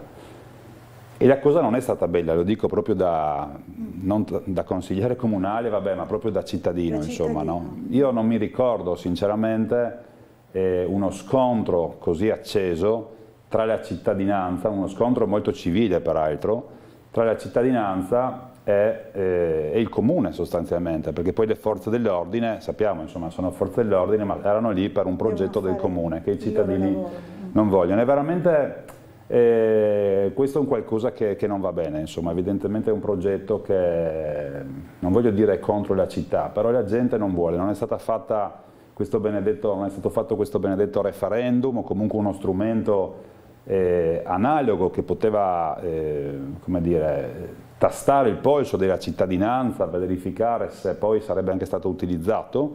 L'abbiamo fatto noi di Punto Franco, l'ha fatto Francesco Russo con un sondaggio commissionato a un'importante agenzia e i dati sono stati chiari, inequivocabili. Ecco, spiace questo che il Comune non abbia fatto questo tipo di analisi e quindi ora si arriva a questo punto. Questo veramente dispiace che una città come la nostra, una città bellissima come abbiamo visto da queste immagini, che deve essere unita per ottenere dei risultati e dei bei progetti, si divida su tematiche come queste per progetti tutto sommato, dal mio punto di vista, dal nostro punto di vista, assolutamente inutili. Per il tram, giusto la battuta sul tram, che chi è più disgraziato? Chi è più disgraziato, bella la domanda, ma direi entrambi, insomma, perché se un guasto, se un incidente come è avvenuto al tram può succedere come è successo, è veramente uno stop così lungo e soprattutto con un rimpallo di responsabilità. Io credo che nel mondo in cui viviamo è normale che esista un ente di controllo che deve dare un'autorizzazione, esiste un comune che deve fare dei lavori o che deve commissionare dei lavori. È normale che l'ente venga sul posto a fare dei controlli, chiedere delle prescrizioni, queste devono venire evase, devono venire messe a posto e poi insomma il ciclo riprende fino a quando c'è la ripartenza, ma qui siamo in un circolo che va avanti da 7 anni, cioè una cosa veramente indecente, possiamo dire, insomma, no? Se uno, immaginiamo che il tram fosse casa nostra, la nostra nuova casa, la mia nuova casa, è impensabile che io sto 7 anni ad aspettare l'interruttore deve venire messo lì, la luce deve venire messa dall'altra parte, io 7 anni sto in silenzio senza dare spiegazioni a chi deve entrare in quella nuova casa di cosa sta succedendo, è impensabile, impensabile. Non è colpa dell'ente che dà prescrizioni. Particolarmente in questo periodo.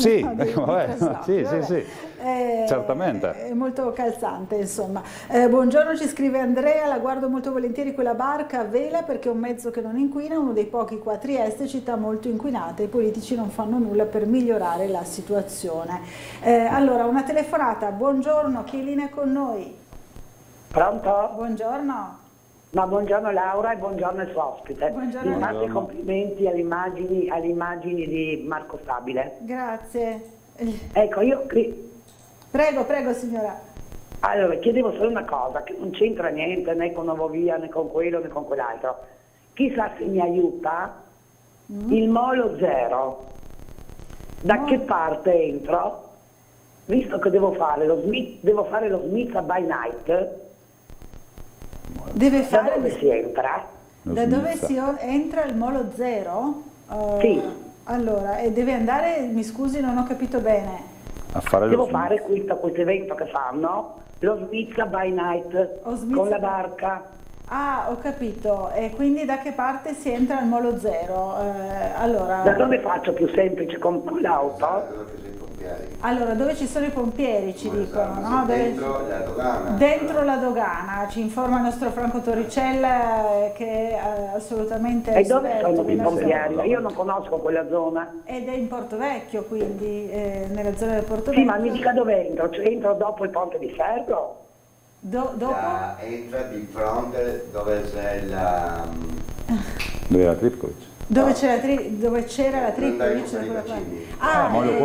Dove si entra alla centrale idrodinamica, quindi dalla rotonda, quella che appunto entra proprio in Porto Vecchio, ha presente? Allora, Laura. Sì. Aspetta. Prego, mi dica. Allora, solo una cosa. Sì. Allora, io posso entrare nell'entrata di fronte alla stazione?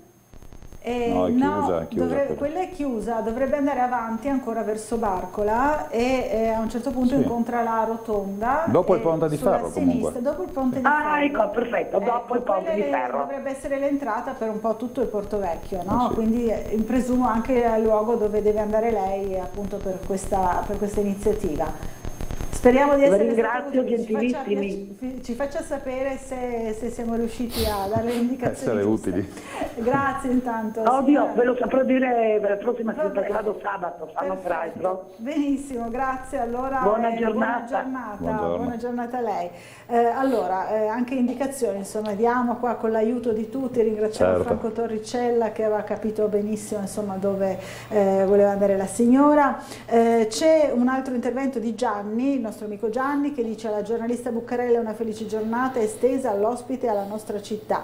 L'ossimoro usato più volte dal professore calzante alla situazione del tram di Opicina, ma non credo che il sindaco tenga prigioniero il tram di sua volontà, ma piuttosto è sequestrato dalla perversa burocrazia che trova nei sofismi tecnici per non concedere l'avvio, insomma, dice questo nostro telespettatore affezionato, che è il signor Gianni. Certo, certamente viviamo in Italia, sappiamo tutti, insomma, le problematiche che ci sono.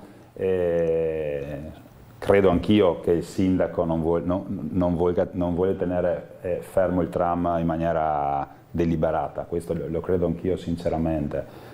Però credo anche sinceramente che qualcosa di più si potrebbe fare, no? Perché veramente i tempi, gli anni passano ma il tram rimane fermo, quindi insomma evidentemente c'è qualcosa che non funziona. Allora, un'altra telefonata, buongiorno, chi è in linea con noi? Sì, buongiorno, sono Gabriela di Largo Barriera. Buongiorno Gabriela. Guardi, io ieri, come tutti, abbiamo sentito questa sconvolgente notizia dell'incidente di Venezia. Mamma mia, sì. Ho pensato questo, no? In quest'ultimo periodo si parlava dello stadio di Venezia come opera del PNRR, come una cosa importante, così. Però non si parlava veramente dello che è importante per la gente, lo stato delle strade, dei ponti e tutto quanto. Questo mi fa riflettere a Trieste, che si sta parlando solo di una nuovovia, di una cavinovia mega galattica per il turismo e tutto, e non si parla sulle cose importanti che sono per Trieste. Per esempio il Ponte Bianco Ponte Verde, che è stato trascinato con il tempo, e noi abbiamo i tir che girano come birilli in città facendo anche danni, no? Perché ci sono stati incidenti Viale Miramare e tutto quanto, per fortuna senza tragedie, no?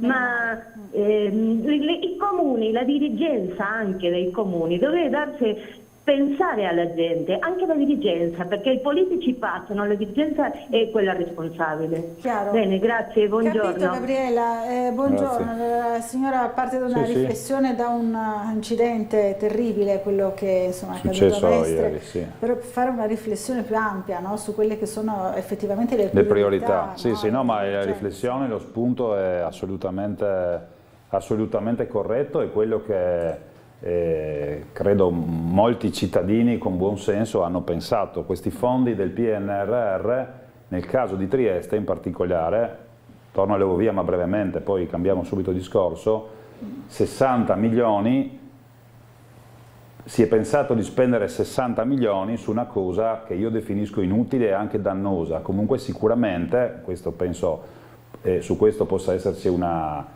unità di visione, un qualcosa che non era la priorità della cittadinanza. La priorità della cittadinanza sicuramente era, torno al discorso delle palestre, mettere a posto ad esempio tutte le scuole delle palestre cittadine per permettere ai nostri ragazzi di fare educazione fisica, ginnastica durante le ore di lezione, per permettere agli stessi ragazzi di fare attività il pomeriggio con le società sportive, per permettere alle persone un po' più avanti con gli anni di muoversi la sera a fare 2 tiri nelle palestre. Questo non è stato pensato a questo evidentemente. Si poteva pensare a realizzare opere che riducano davvero il traffico, davvero l'inquinamento, e così mi unisco anche agli Amei che è arrivata poco, rispondo un attimino al discorso, fanno poco i politici, è vero questo, no? Si è pensato ad un'opera che non è utile alla cittadinanza, ma è utile sostanzialmente a questi fantomatici turisti che arrivano nella nostra città e che potranno fare un giro così, insomma non si sa bene. Quindi concordo pienamente con quanto detto dalla signora. I fondi del PNR potevano essere utilizzati certamente in maniera più utile su opere strutturali, su opere davvero importanti, durevoli nel tempo. Allora, un'altra telefonata, buongiorno, chi è in linea con noi? Sono a voi Sergio. Sergio, buongiorno. Ecco, si parla sempre di questo tram di Officina, solamente che io in parecchie volte a Sveglia Trieste ho domandato a voi, all'opposizione, il perché il fermo del tram. Nessuno mi ha mai saputo rispondere in maniera corretta.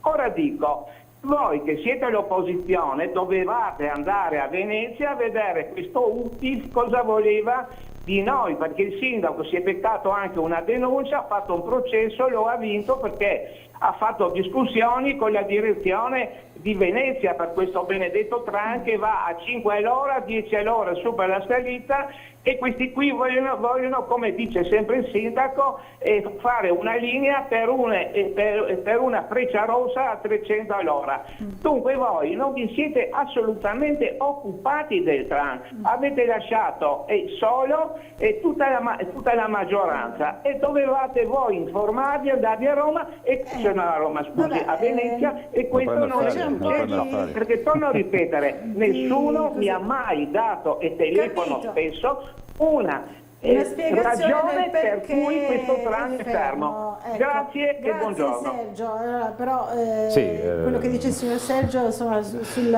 rimpallo di responsabilità non è proprio chiarissimo. No, non è proprio chiaro. Dal mio punto di vista io posso prendere una giornata di ferie e andare a Roma, ovviamente a mie spese, probabilmente a verificare quello che succede. A parte che lo stiamo facendo, insomma, stiamo cercando di capire un po' le cose in maniera ordinata, ecco. Credo però spetti a chi amministra la città o chi ha l'onere di amministrare la città, e in questi anni, ricordo gli ultimi 20 anni su 24, no, se non sbaglio, credo l'onere sia in capo a chi amministra la città da più di 20 anni, di spiegare esattamente quello che succede, ma non di farlo in maniera superficiale come è stato detto adesso. Il punto è che in altri posti del mondo tram, cito la Svizzera, comunque tram come il nostro vanno avanti regolarmente e funzionano, quindi ripeto, c'è qualcosa che non va, e quel qualcosa che non va deve essere spiegato dalla nostra amministrazione comunale. Allora, un'altra telefonata subito. Buongiorno, chi è in linea con noi? Dottoressa Bucarella, buongiorno a lei e al suo ospite. Buongiorno. Buongiorno. Sa cosa non va a Trieste? Cosa non va? L'onestà. Perché il signore che è anche là, che è il consigliere, che è il consigliere comunale, basta che vada a controllare le leggi della Repubblica Italiana e capirà cosa si sta facendo in Portofranco Nord, detto Porto Vecchio. Inutile dare sempre la colpa agli altri. Qua, con legge della Repubblica Italiana, siamo territorio libero di Trieste. Dal 1947 e dal 1954 il governo italiano, non lo Stato italiano, ha solamente l'amministrazione. Qua vengono spesi un sacco di soldi, milioni e milioni nostri della cittadinanza, in modo illegale, e non ho mai avuto una risposta. Ieri mi dispiace sulla che legalità di quello che viene fatto o non fatto. Mi permetta ancora una cosa, e non sono riuscito a prendere la telefonata, perché lui mi ha detto che è disposto a fare un dibattito sereno, pacato, con le leggi in mano, non con l'ideologia, non io credo, io penso, no, con le leggi. Il signore che è là, che è consigliere, ha l'obbligo morale e civile e etico di controllare cosa si sta facendo. Se vuole, gli dico io le leggi. Cominci con la legge 3054. Va bene, l'ha detto più volte, 52. grazie della telefonata. Allora è tornato appunto sul tema che è un po' un cavallo di battaglia, no, del nostro telespettatore. Allora, però siamo arrivati al termine del nostro appuntamento. E io ringrazio molto Giorgio Sclip per essere stato con noi. E lo invito a tornare a trovarci presto. Certamente, molto volentieri. Grazie Laura, grazie e buona giornata a tutti. Grazie, buona giornata. Noi ci fermiamo a pochi minuti per la pubblicità. Fra pochissimo c'è l'assessore Fabio Scoccimarro, l'assessore regionale all'ambiente. Fra poco.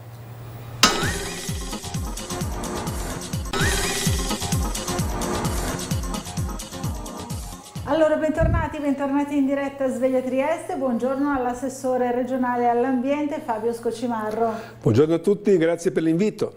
Grazie di essere qui. Allora, tanti gli argomenti, no? Tanta carne al fuoco anche oggi. Vorrei partire dal comunicato che abbiamo letto prima e abbiamo letto anche ieri sera nel nostro telegiornale sul possibilità di compensare dal punto di vista ambientale, no?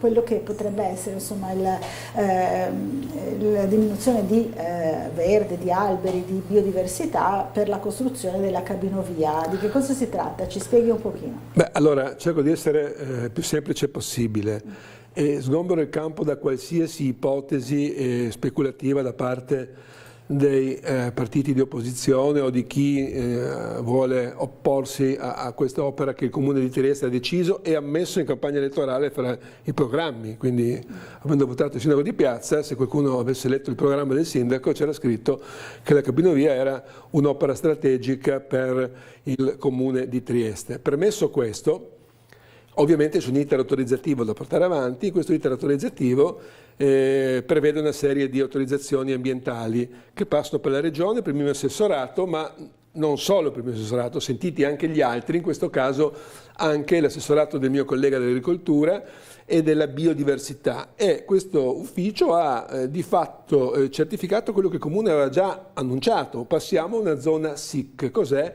Sito di interesse comunitario. Cos'è? È un sito naturalistico che va preservato in una certa maniera, ma non è un divieto assoluto, non è come andare a fare uno stabilimento balneare nel parco di Miramare, no, è un passaggio di alberi che, se viene fatto una rimozione di arbusti e appunto un intervento che può essere anche invasivo verso la fauna selvatica, si compensa facendo altrettanto e meglio altrove o vicino. Quindi diciamo che non è un diniego, è semplicemente la certificazione di quello che il Comune aveva già detto, ovvero nel caso non si possa per legge passare in quella zona, ma c'è una deroga, e quella deroga è: se io ho tolto 10 alberi ne faccio 20 altrove, se io la fauna ha un problema di un certo tipo, io vedo di ripopolarla ancora di più altrove. Quindi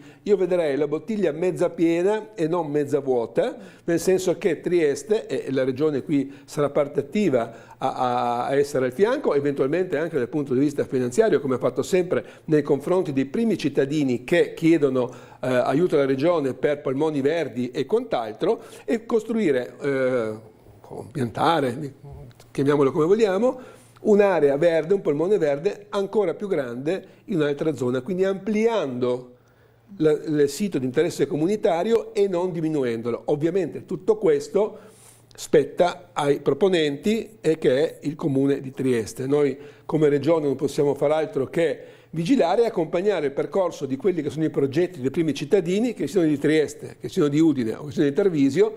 Se il primo cittadino ha un'opera strategica da fare, noi semplicemente abbiamo il compito istituzionale di dare le autorizzazioni o di non darle. In questo caso, che sia ben chiaro, non è un diniego, bensì un recepimento di modifica del piano che era stato previsto. L'ho spiegato non tecnicamente, perché se no non capiva niente a nessuno, e anch'io per leggerlo tutto, quando sono un tecnico, devo impegnarmi, ma in maniera più semplice possibile. Quindi non è un diniego, si può fare, però se il polmone verde in parte viene ridotto, dall'altra parte verrà ingrandito ancora di più, auspico, e noi ci siamo a vigilare e a dare una mano in tutto questo come Regione. Chiarissimo. Allora, sono chiaro, sì, non era facile, perché se vi facile leggo tecnicamente quello che è scritto, no?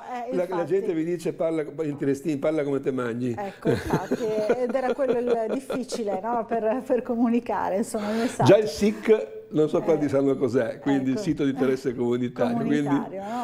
È un sito naturale. Quando si comincia a parlare per acronimi diventa sempre molto difficile. Sì. Puoi dare tutte le specie degli uccelli, il cervo volante, non so quanti lo conoscono. Infatti, no, è un po' difficile. Allora, sentiamo la telefonata. Buongiorno, chi è in linea con noi?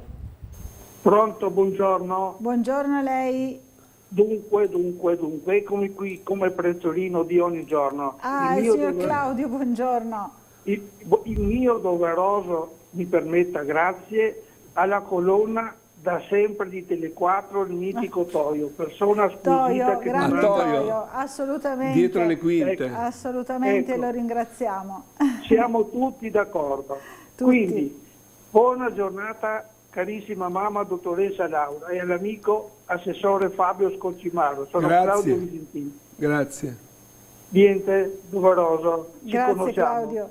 Ho comprato anche la moto da te. Vedi? Dopo 40 anni fa sempre piacere, perché quando le lasci un bel ricordo, insomma... Assolutamente, era il mio primo cavallo d'acciaio e mi sono trovato benissimo. Vedi, io ho avuto la fortuna, vedi Claudio, di fare, ho avuto tante opportunità, lavorare in banca, fare un ufficiale dell'aeronautica, ma ho scelto di fare commerciante rischiando, però ho avuto grandi soddisfazioni perché poi si vendevano negli anni d'oro circa 1000 moto all'anno, quindi ho messo in sella generazioni e generazioni di triestini, e in campagna elettorale, pensa, no? E visto che la gente per la prima volta mi sono presentato a preferenze, mentre le altre volte c'era il mio nome sulla scheda, allora devo andare in giro a dire vota per me, dico sì, certo che voto per te, perché ho comprato la moto e mi sono trovato bene, no? Allora ho deciso di fare una pubblicità in cui era in sella una vecchia Vespa d'epoca, perché così la gente si ricordava di me, non tanto per l'attività politica, che può piacere o non piacere, può essere simpatico o antipatico, puoi condividere o non condividere, però trasversalmente, destra e sinistra, ho messo in sella da Illy a tutti gli assessori delle giunte di destra e di sinistra, no? E li ho messi in sella e quindi tutti avevano un bel ricordo di questo, anche perché immodestamente posso dire che nessuno si è mai lamentato dei servizi e quindi ho detto facciamo la foto che sono in sella. Quindi dopo tanti anni ormai l'attività è in chiusura perché sono tutti in pensione, il mercato è mutato, però anche annuncio già da qua che purtroppo non c'è nessun erede che raccoglie il testimone mio e del mio socio, e quindi l'attività andrà trasformata, però con grande soddisfazione di questi oltre 40 anni, 43 per la precisione, ero il più giovane concessionario d'Italia all'epoca, ecco. E quindi grazie Claudio mi hai ricordato, e così voglio anche da questi schermi ringraziare te e tutte le persone in questi anni mi hanno permesso di avere, finché non ho cominciato a fare politica in maniera più concreta, di andare a lavorare ogni giorno con un sorriso sulle labbra e di incontrare gente per città che mi diceva grazie, mi hai dato un veicolo piuttosto che un altro, gli ho consigliato giusto, anche certe volte sono anche episodi non belli quando qualcuno si faceva male e magari ho consigliato di non prendere quel veicolo perché non era adatto, ma insomma ho cercato sempre di fare gli interessi del cliente e alla lunga ha pagato. Perché se magari... Devo dire, Fabio, sì. Devo dire, riconoscere che sei stato un commerciante super onesto. Sì, ma sai, è anche conveniente perché quando ti arriva, mi ricordo una famiglia, adesso se posso fare alcuni esempi, sì, che magari si indebitava fino al collo per comprare un veicolo e la moglie diceva no caro non comprarla perché non ce la facciamo, i bambini, il mutuo eccetera, e io dicevo guardi io faccio il contratto, non mi dia soldi, lo teniamo qui, lei va a casa, ci pensa e la moto è ferma per lei e il giorno dopo lei venga, se ci ha cambiato idea io la lascio. Ritornava la moglie, mi portava una bottiglia di vino, mi abbracciava, grazie perché così la notte porta consiglio, se no ci indebitavamo sopra la testa, perché il mio marito era pazzo per quel veicolo e non l'hanno comprata. Ma tu sai quanti clienti mi hanno mandato questa coppia? Quindi perso una vendita, fatte 10. Quindi questo è seminare a lungo. E vedi, e questo, e mi rilaccio al motivo per cui sono qua alla politica, lo faccio anche in politica, perché è inutile cercare il consenso del giorno dopo sul sondaggio. Bisogna avere, e noi da ragazzi avevamo questa visione lunga, da ragazzi come tutti i ragazzi di destra e di sinistra, anche eravamo rivoluzionari, volevamo cambiare il mondo, ma guardavamo a lungo termine. Avanti, e quindi io, nella mia piccola, oggi nel mio assessorato, quando ero presidente della provincia pure, vedo di fare politiche lunghe, per l'ambiente, al Green Deal del 2050 e anticiparlo al 2045. Per quanto mi riguarda, andare a fare anche politiche impopolari. In Friuli sapete che ci sono tutte i zampilli dell'acqua, i pozzi artesiani che da secoli tirano fuori l'acqua. Oggi con il cambiamento climatico le falde acquifere sono abbassate e oggi non è più possibile sprecare l'acqua che viene fuori in continuo. Pensate, 1 miliardo di metri cubi di acqua all'anno buttati via, un fiume come l'Isonzo in mezza piena, buttato via, e poi mi vengono a dire che devo chiudere, non posso annaffiare il giardino, non posso lavare la macchina, non si può tirare lo sciacquone quando si fa la pipì, o addirittura fare la doccia in due, che là mi verrebbe anche ad essere favorevole, dipende chi è la seconda persona che fa la doccia con me, comunque voglio dire, no? Però, ecco, e dopo abbiamo uno spreco che è pari al 20% del fabbisogno idrico d'Italia, nella nostra regione ha questo spreco. Allora noi in regione abbiamo detto, una politica impopolare, non l'ha mai fatto nessuno prima, e ha detto, i rubinetti, questi pozzi di continuo, metti una riduzione, sono decine di migliaia in Friuli, quindi decine di migliaia di voti, quindi per un politico è difficile prendere questa decisione. Noi invece paghiamo il 100% la riduzione e riduci il consumo, non sarà più il lisonzo che sprechiamo, sarà un torrente che è accettabile e quindi facciamo un uso consapevole del bene più prezioso che è l'acqua. Però noi vediamo in questa maniera, quindi sia come lavoro e sia come politico ho cercato sempre di fare politiche giuste e non politiche che convengono in quel momento al politico di turno. Sentiamo che cosa ci racconta. Dimmi Claudio, vuoi Claudio aggiungere qualcosa? Fabio, sì. Alcune mie riflessioni. Dunque, oggi sul quotidiano Libero leggo a proposito della recente strage che i bus elettrici in fiamme prendono fuoco e bisogna riflettere sulle batterie. Quello è un problema. Poi nel telegiornale di Tele4 c'è chi mette in dubbio i risultati addirittura dell'ARPA, indicando 80 morti ad anno causa inquinamento delle navi da crociera. C'è da dire che l'ottimo presidente Zeno D'Agostino ha dedicato ben 125 milioni di euro tra Monfalcone e Trieste per elettrificare le banchine dei porti. Personalmente io credo più all'ARPA che a indagini fatte da privati e più a Zeno che a catastrofisti. Bravo. Magari, cara dottoressa Laura, le rinnovo la richiesta di ospitare a Sveglia Trieste il presidente Zeno D'Agostino. L'abbiamo sentito proprio ieri sera, su questo argomento. In tutto il mondo. Sicuramente una Claudio ha fatto delle ottime riflessioni, volevo rispondere. Va bene, grazie Claudio, davvero ottimi spunti. È vero, ottimi spunti perché innanzitutto ha ricordato tutti i milioni messi a disposizione dal governo Meloni attualmente e auspicabilmente anche per i prossimi anni, nel senso non solo i prossimi 5 ma anche quelli dopo. Questa è mia previsione, ho fatto Tele4, dovrete prendere nota, come ne ho fatte altre le ho azzeccate qua. È sempre azzeccato, va bene. Allora, quindi sono soldi governativi, PNRR e quindi anche fondi europei che il presidente D'Agostino, come bravo qual è, ha approfittato e li ha messi in campo, ovviamente al fianco anche immodestamente della regione e dell'assessorato all'energia che casualmente in questo momento, senza tanto casualmente, presiedo io, e quindi è un bel progetto questo.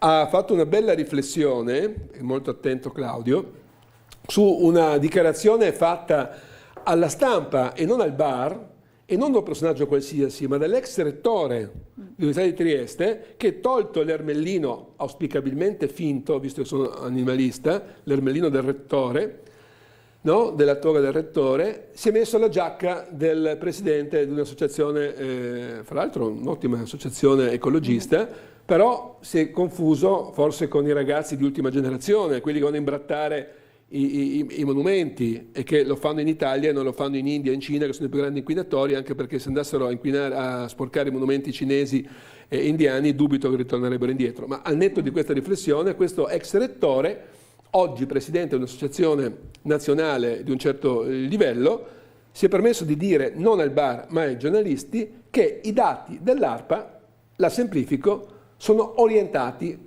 o pseudo-taroccati. Orientati l'ha detto. Quindi mettendo il dubbio al cittadino che l'ARPA sia condizionabile o condizionato, per non dire peggio. Allora io ho detto all'Anna Lutman, direttrice dell'ARPA, che ho fortemente voluto, e a tutta l'ARPA ho dato la mia stima, e visto che l'ARPA, l'Agenzia Regionale per l'Ambiente, è il braccio operativo del mio assessorato all'ambiente, io garantisco sulla non solo correttezza morale, ma anche sulla correttezza scientifica dei dati, fatti con rigore scientifico, con dei protocolli ben precisi, testati da professionisti che dalla mattina e dalla sera fanno questo lavoro e sono tutti in rete, consultabili da tutti e quindi certificati.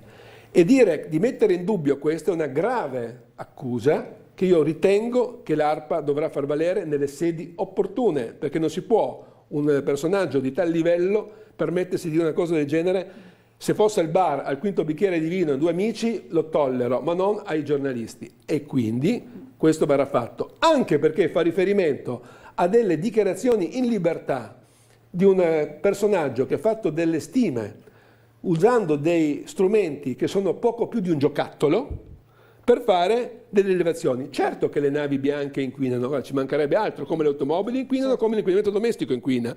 Il problema è verificare se la sommatoria di tutto questo può essere più o meno impattante per i livelli di vita che vogliamo avere noi. E io vi assicuro che sia il Golfo di Trieste che l'area di Trieste è assolutamente pulito. Quindi è ovvio poi che se ti metti fuori del comignolo di una nave o fuori del tubo di scarico di una macchina che non sia un Euro 6, i dati sono diversi, ma tu devi fare la sommatoria e vedere il perimetro dove vivi, se è inquinato o meno. E quindi poi dare lezioni di ambientalismo a chi come me ha fatto la riconversione della Ferriera di Trieste, no? È stato quello che ha firmato il primo atto, e qui Tele 4 abbiamo detto in tempi non sospetti, prima ancora che cambiasse il governo e poi avessimo anche, perché è stato anche bravo ma è arrivato dopo, il ministro Patuanelli. Quindi abbiamo fatto le cose e dire a noi che possiamo orientare con l'ARPA le indagini, quando siamo noi gli ecologisti, noi abbiamo, parlo di destra conservatrice, il mio assessorato, io faccio parte di Fratelli d'Italia, lo sanno un po' tutti, abbiamo decarbonizzato sia l'area della Ferriera che quella di Monfalcone a carbone, la centrale del carbone, la 2A. Quindi lezioni non le riceviamo da nessuno. Dobbiamo andare in pubblicità rapidamente, a fra pochissimo.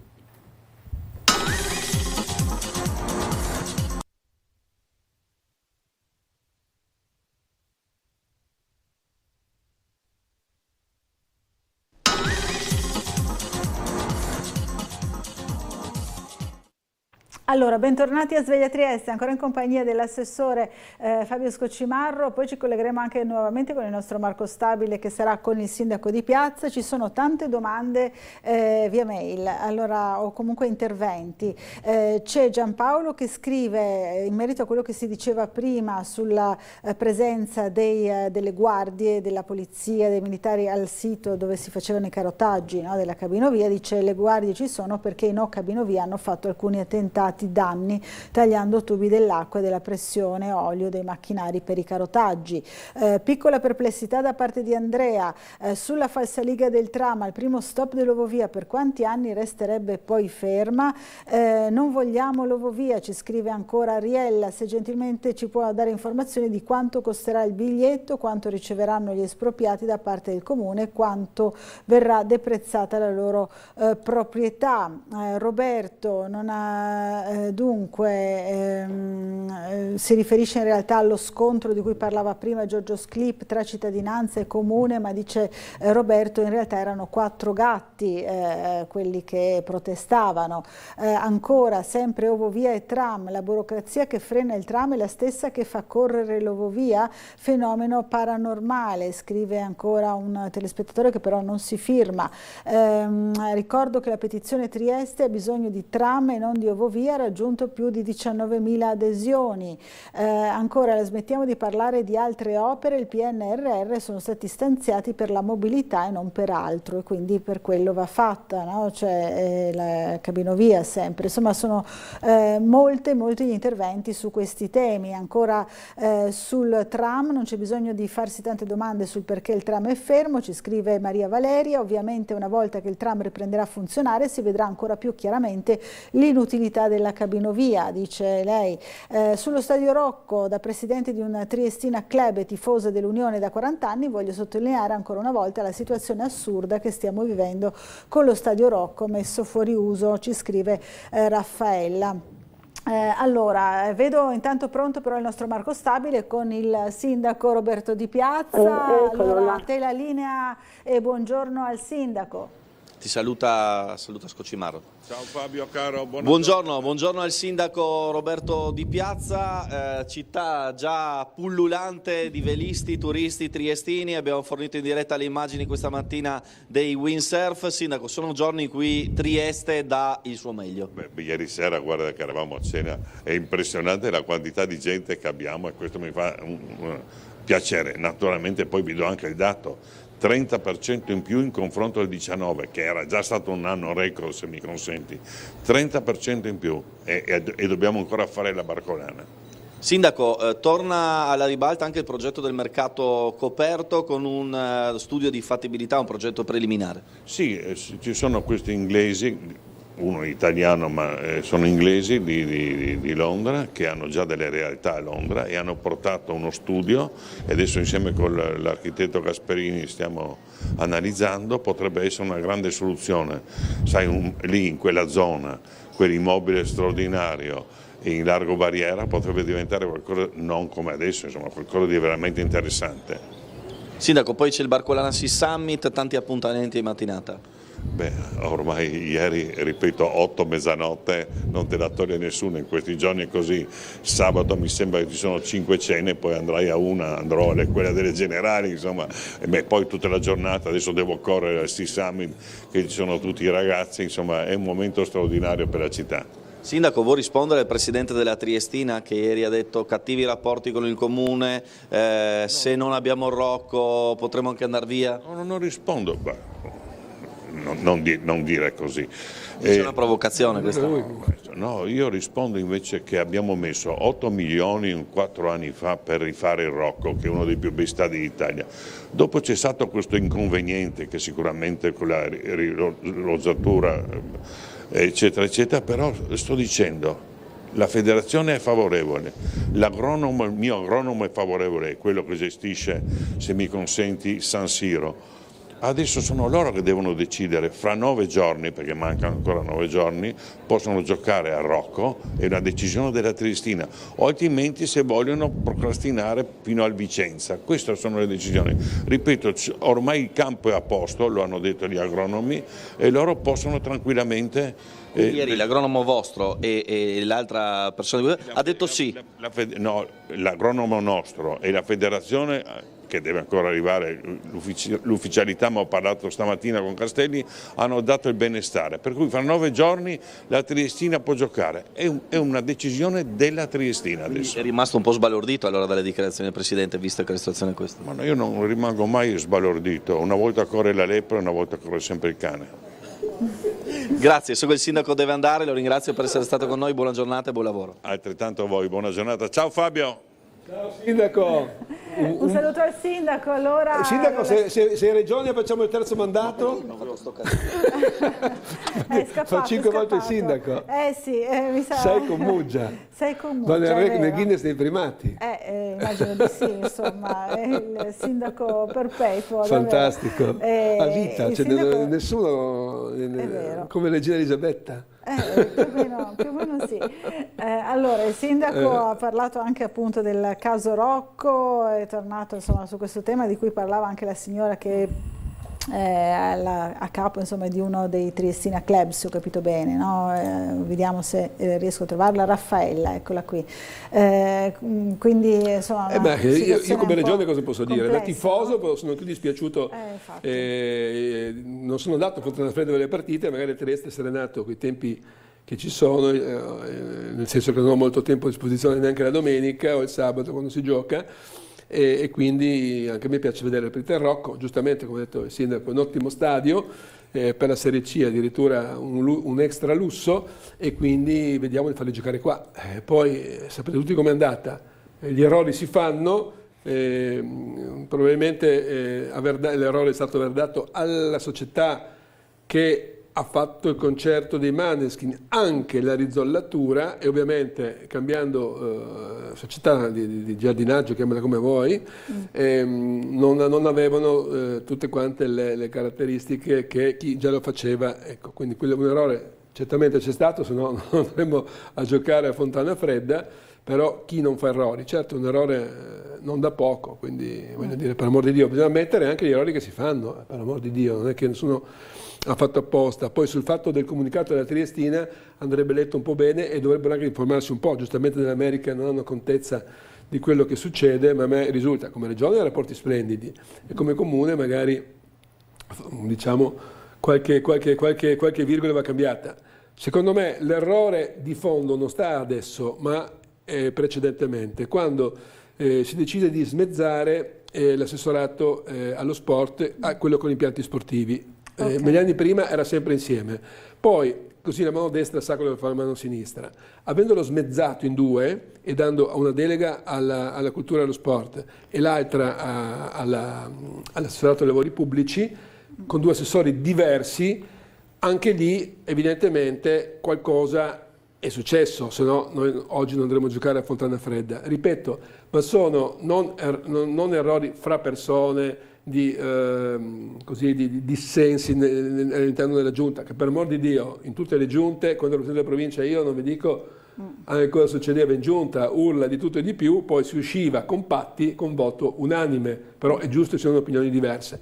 Al netto di tutto questo, non parlo della giunta comunale, parlo di tutte le giunte, no? All'interno ci sono sempre delle discussioni, altrimenti cosa servirebbe una giunta? Assolutamente.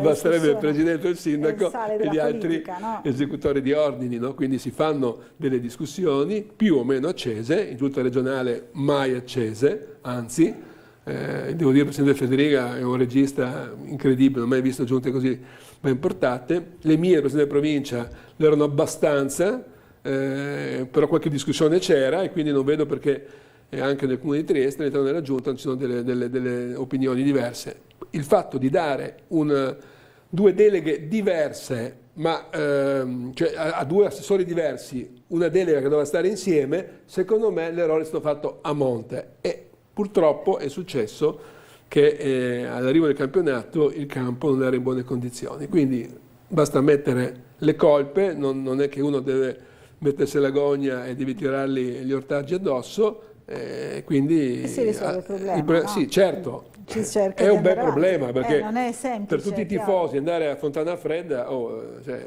un bel danno anche di immagine per la Triestina, per amor di Dio. È andata così. Comprensibile. Allora, dobbiamo fermarci per una piccola pausa pubblicitaria e ci rivediamo subito dopo.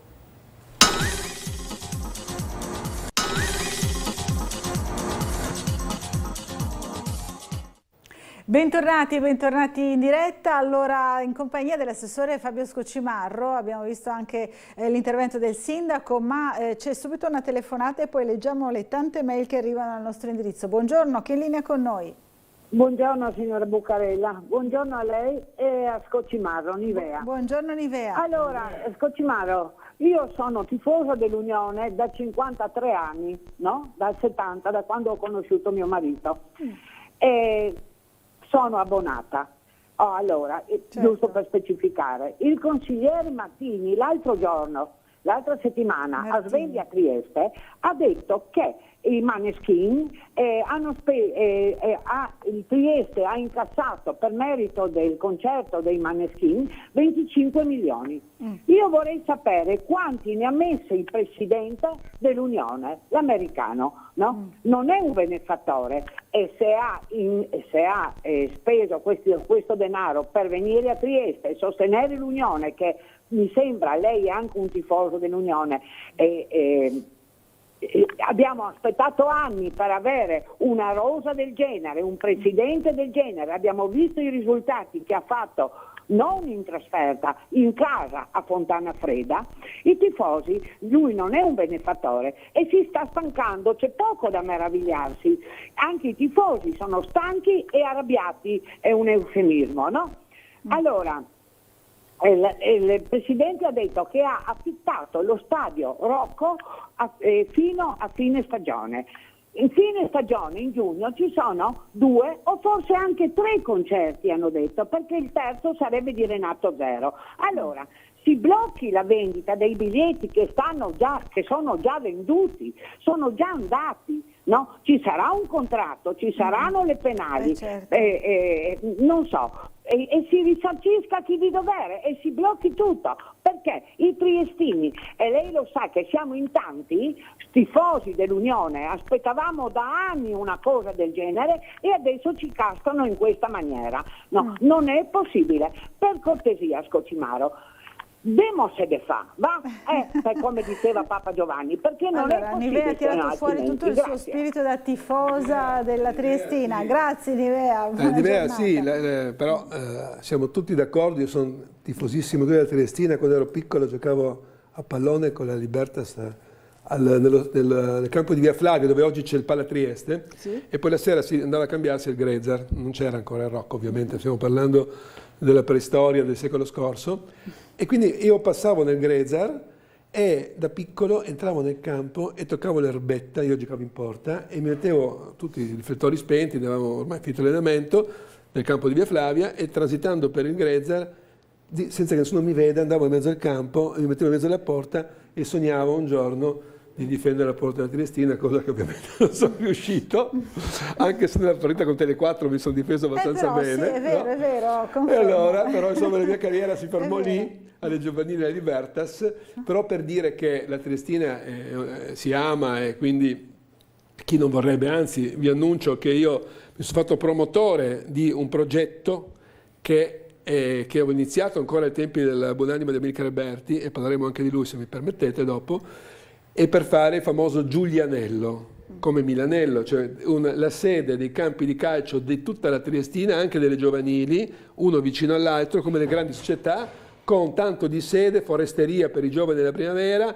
e anche appunto una zona ludico-sportiva per chi viene a portare i genitori, portano i bambini allenamenti, e poi magari delle sedi distaccate, perché questo non si potrà fare in centro di Trieste, Certo. ma penso al Ferrini per quanto riguarda una sede con 2 campi.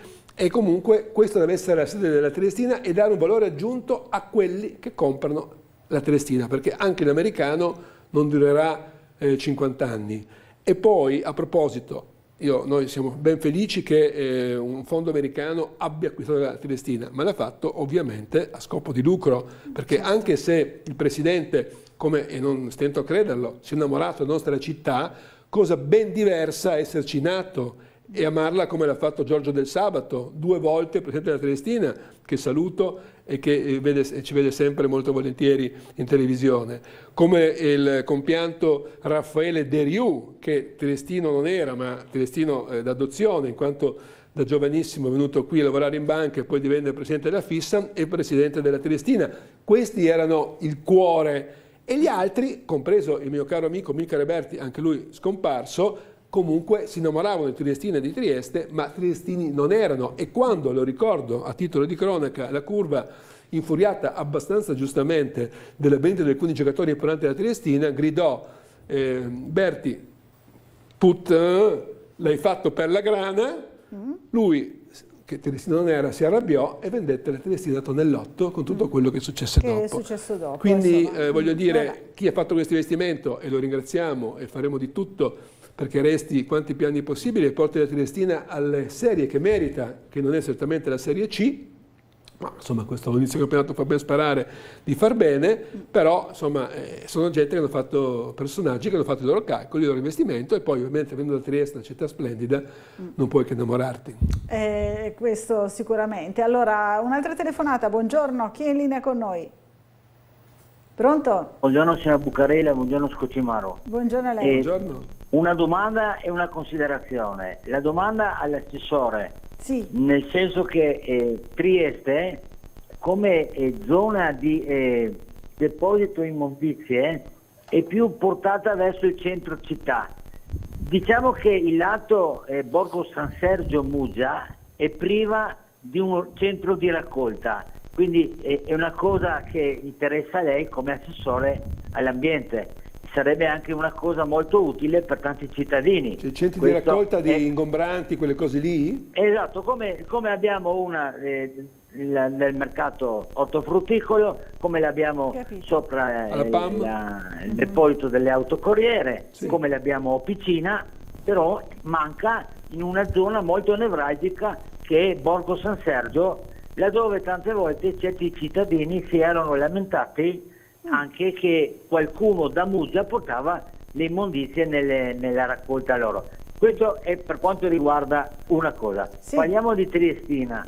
Allora, ci sono tanti problemi per quanto riguarda questo benedetto campo. Allora, hanno fatto uno stadio Grezer, rifatto uno stadio Grezer, e non sono stati capaci di finire le opere. Non è possibile giocare al Grezer perché non ha la curva ospiti, oppure non ha la zona per gli ospiti. La Triestina per 2 o 3 partite, mettiamo che sia successo tutto quello che è successo, poteva giocare al Grezza, cosa che non succede e non è possibile che succeda fino a quando non si mette a posto lo stadio. Spesi milioni per fare cosa? Per l'atletica leggera. Hanno fatto una tribunanza per l'atletica leggera. Finiamo anche questo campo Grezza, così la Triestina ha il suo campo di allenamento, volendo, e in più al Rocco. Poi dopo i concerti, non concerti, tutto è fattibile, tutto è possibile. Ci sono stati fatti degli sbagli incomprensibili perché evidentemente qualcuno non sapeva operare nel settore del manto erboso. Credo che sia anche questo il problema, che è la lentezza delle quelle. Grazie, arrivederci, buongiorno. Buongiorno a lei. Allora tante cose. Domanda tecnica all'assessore all'ambiente. Sì. Le immondizie sono regolamentate dalla regione, ma vengono poi localmente decise dai sindaci. Non faccio scaricaverile, ma anzi noi supportiamo i sindaci, diamo i contributi per fare le isole ecologiche, quindi la regione si prende responsabilità e soprattutto mette le risorse. Però ogni sindaco decide come e dove metterlo, tanto che a Muggia c'è un gestore e a Trieste ce n'è un altro, per cui anche succedeva, io non stento a credere, che visto che a Muggia c'era una raccolta differenziata più spinta che a Trieste, qualcuno preferiva magari disobbedire e portarla a Trieste, non stento a crederlo. Detto questo, comunque diciamo che abbiamo una buona raccolta differenziata, anche se siamo i fanalini di coda della regione, ma qua non andiamo a analizzare tutti i motivi, però effettivamente può mancare un centro raccolta a Borgo San Sergio? Poi, domanda che faccio, siamo sicuri che gli abitanti vogliono un centro raccolta? Comunque si parla di un'area invasiva, non è che sia bellissimo da vedere un centro di raccolta. E fra l'altro, visto che devi portare, non so, un divano, una lavatrice, eccetera, te lo porti non a piedi ma con la macchina, se ti fai 3 minuti di automobile in più e la porti vicino all'incrocio là del gasometro dove c'è, non penso che siamo a Trieste che uno vada con la carriola a mettere via così. E poi ricordo a tutti che è un servizio gratuito che si chiama la Cegas e loro prendono i tuoi dati e vengono a casa nel portone a ritirare il frigorifero, il materasso, piuttosto che, quindi non vedi neanche fare la fatica di metterlo sulla macchina e portarlo al centro di raccolta. Quindi io, quelle rare volte mi capita di buttare via il televisore vecchio piuttosto che il materasso, chiamo la Cegas, vi assicuro che in 1 o 2 giorni vengono, 3, non lo so, adesso non ricordo, ma comunque un tempo molto breve, e quindi avete la possibilità di fare questo smaltimento gratuito, ricordatevi, gratuito. Lo parlava di cosa parlava nuovamente del campo del Rocco. Ah sì, del Grezza. Il Grezza è fatto per l'atletica. Allora, noi tutti piace la Triestina, il calcio, come ho detto io ho anche giocato, scarsamente, ma ho giocato. e quindi certamente il pallone del calcio mi piace molto, ma l'atletica ha tantissimi praticanti ed è la base l'atletica di tutti gli sport e quindi sarebbe ingiusto non dotare una città fra le più sportive d'Italia, la più sportiva d'Italia dico io, di un campo adeguato per l'atletica. Col senno di poi si poteva prevedere un campo di riserva in caso di sfortunati episodi come questi, Rocco, no? Col senno di poi insomma si vincevano le partite, le guerre e tutto il resto, insomma, no? Non si entrava in guerra, però, insomma col senno di poi è facile vedere la storia una volta scorsa, dopo le partite di calcio una volta fatte, sì, è facile essere allenatori, insomma. È vero.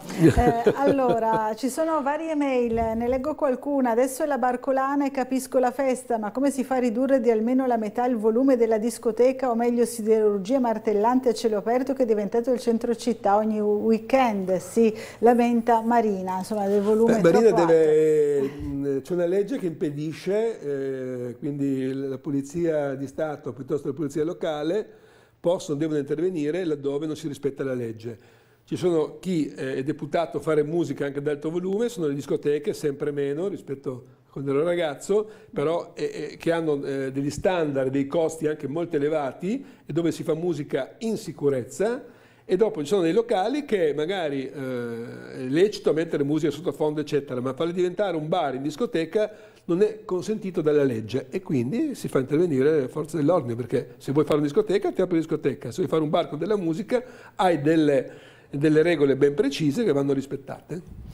Allora, un'altra domanda da Vanni. Signor Scocimaro, volevo sapere quando potremo fare rifornimento in modalità self fuori orario e ottenere lo sconto senza operatore. Parla della benzina e carburante. Quello problema che è un problema grosso che io ho cercato di risolvere con l'INSIEL, nel senso che i distributori e le compagnie non sono attrezzate, anche se siamo nel terzo millennio, a costi molto elevati.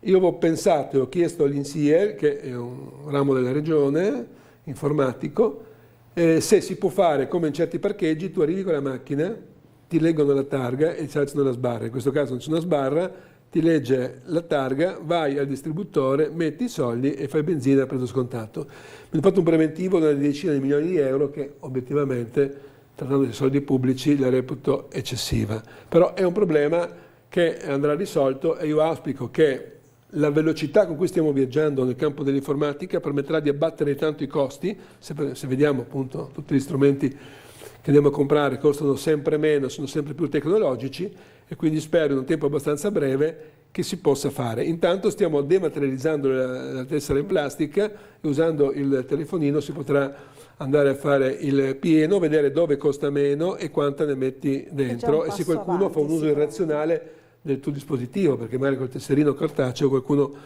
che non aveva la tua macchina poteva usufruirne. Infatti. E quindi, visto che è un reato, questo non va fatto. Quindi andiamo verso questo e già in fase sperimentale avanzata, entro fine anno, contiamo che sia chi poi non avrà il telefonino perché è contro questo amato, odiato mezzo, oggetto. Allora avrà come nel tempo del Covid la stampa cartacea e utilizzerà il QR code cartaceo e farà benzina con quello. Allora una telefonata, buongiorno, chi è in linea con noi? Buongiorno, pronto? Pronto? Non riusciamo a sentire il telespettatore o telespettatrice, pronto? No, abbiamo sentito solo qualche rumore. Dunque, dopo aver speso 80 miliardi di lire più manutenzione annuale, più altri 6 miliardi per il Rocco, per vedere 19 partite annue di calcio, si deve penalizzare l'attività giornaliera di chi fa atletica. E beh, lo diceva già adesso il non costava tutti questi soldi, miliardi, 80 miliardi non costava il Rocco. Non costava così. E comunque sì, hanno fatto con i soldi d'Italia 90 esatto, infatti, e non mi risulta che siano queste grandissime cifre, anzi, cioè 80 Trieste... miliardi no, di lire. Non mi risulta. A Trieste negli anni hanno giocato Milan, Cagliari, Udinese, Pordenone e Brescia per indisponibilità del loro stadio e quelle società militavano in Serie A o B, cioè ci sono anche dei precedenti illustri, diceva il signor Davide. Buongiorno, la notte in via Nordio infestata da ratti aspettando i cinghiali e mai mollar con l'ovovia. Buona giornata Enrico. Segnaliamo. Cioè, Enrico c'è un po' di tutto. Si deve svegliare un po' più allegro, perché allora, i topi si spera che non siano un'invasione. I cinghiali infatti, non è che li vede in centro città. I cinghiali speriamo di no, insomma. No? Voglio dire. Telefonata, buongiorno, chi è in linea con noi? Buongiorno Piero. Buongiorno Piero. Scocimaro, visto che avete l'ambiente, se mi tolgo una curiosità, siccome io qua di fronte mi vedo il termovalorizzatore e vedo che viene fuori 24 ore al giorno, non dal camino, ma da qui vedo dalla base, un fumo sempre grigio, un vapore grigio, un fumo grigio, che cosa addirittura tende al nero. Cioè, che cos'è da cosa dipende? Cos'è quel fumo? Cioè non dal camino, siamo dalla base, io lo vedo. E poi volevo chiedere una cosa, no? Sempre con questi famosi che sono contro la cabinovia, no? Quelli da officine in giù. Una curiosità, le immondizie da officine in giù, dove vengono bruciate? Mica nel nostro termovalorizzatore? Le deiezioni che fanno, chiamiamolo così, che fanno, vanno mica a finire in via Svevo, diciamo, o loro si consumano da loro, sia bruciano le loro immondizie e in più diciamo depurano le acque delle loro deiezioni. Usufruiscono di queste cose qua. Non ho capito. Addirittura un'altra cosa, anche quando vengono in città, magari prendono anche la superstrada e arrivano fino in città. E praticamente quelli che sono in via Le Piemonte, persone che abitano vicina, intende, Piero? Non capisco. Le persone che abitano vicina, intende? No, vicini, quelli che sono contro, perché quelli che sono contro la cabina dice Piero, usufruiscono dei servizi per quanto riguarda i rifiuti. Il problema è solo di quegli abitanti lì, di quelli chiaro, vicina e in giù, diciamo, no? Qui dove c'è il percorso della cabinovia. Va bene. Ecco, allora sapere, visto che allora dà fastidio, tutte queste cose qua, volevo sapere se usufruiscono per caso del nostro termovalorizzatore qua. Chiaro, era una provocazione. Grazie Piero, purtroppo dobbiamo andare veloci. Il termovalorizzatore mi ha fatto una domanda di questo fumo che io obiettivamente non ho contezza, posso solo dire che ci sono tutte le controlli possibili e immaginabili, specialmente su un termovalorizzatore come quello di Trieste, e che è tutto perfettamente nella norma. Poi chiederò anch'io lumi ai tecnici dell'ARPA che fanno i controlli di cosa si tratta di questo fumo, potrebbe essere vaporacqueo, non lo so. Comunque effettivamente noi utilizziamo il termovalorizzatore per appunto l'ultimo residuo del rifiuto, l'altro ormai c'è un riciclaggio molto avanzato. A Trieste siamo comunque su percentuali importanti, anche se Pordenone ci batte e di brutto nella nostra regione, quindi sono piuttosto che San Dolligo, insomma Trieste ha delle criticità, insomma anche per la popolazione anziana, per come è fatta la città, non è facile mettere ovunque la raccolta differenziata. Detto questo, gli ho detto giustamente che ci sarà sempre qualcuno contro, io non entro nel merito di chi può avere più o meno ragioni a essere contro, io soltanto ricordo, visto che mi piace la storia, che se andate a vedere in internet il nostro giornale quotidiano, Il Piccolo, negli anni 50, quando hanno fatto la pineta di Barcola, la bella pineta di Barcola, ci fu una sollevazione da parte degli abitanti, sì, ci togliete la vista, mettete gli alberi davanti, è uno scandalo, eccetera. Io ricordo a tutti che tutta la riviera di Barcola è rifatta e a maggior ragione penso che sia giusto, come sto facendo adesso, d'accordo con il Comune, un progetto della Regione, di rifare completamente la riviera di Barcola a mare. Quindi dare maggiori possibilità ai triestini di andare al mare ai Topolini, cambiandoli ovviamente, dando molti più posti asciugamano ai triestini, più parcheggi, maggiore viabilità, frangiflutti per evitare i danni che fa il mare con le libeciate e tutti gli altri mari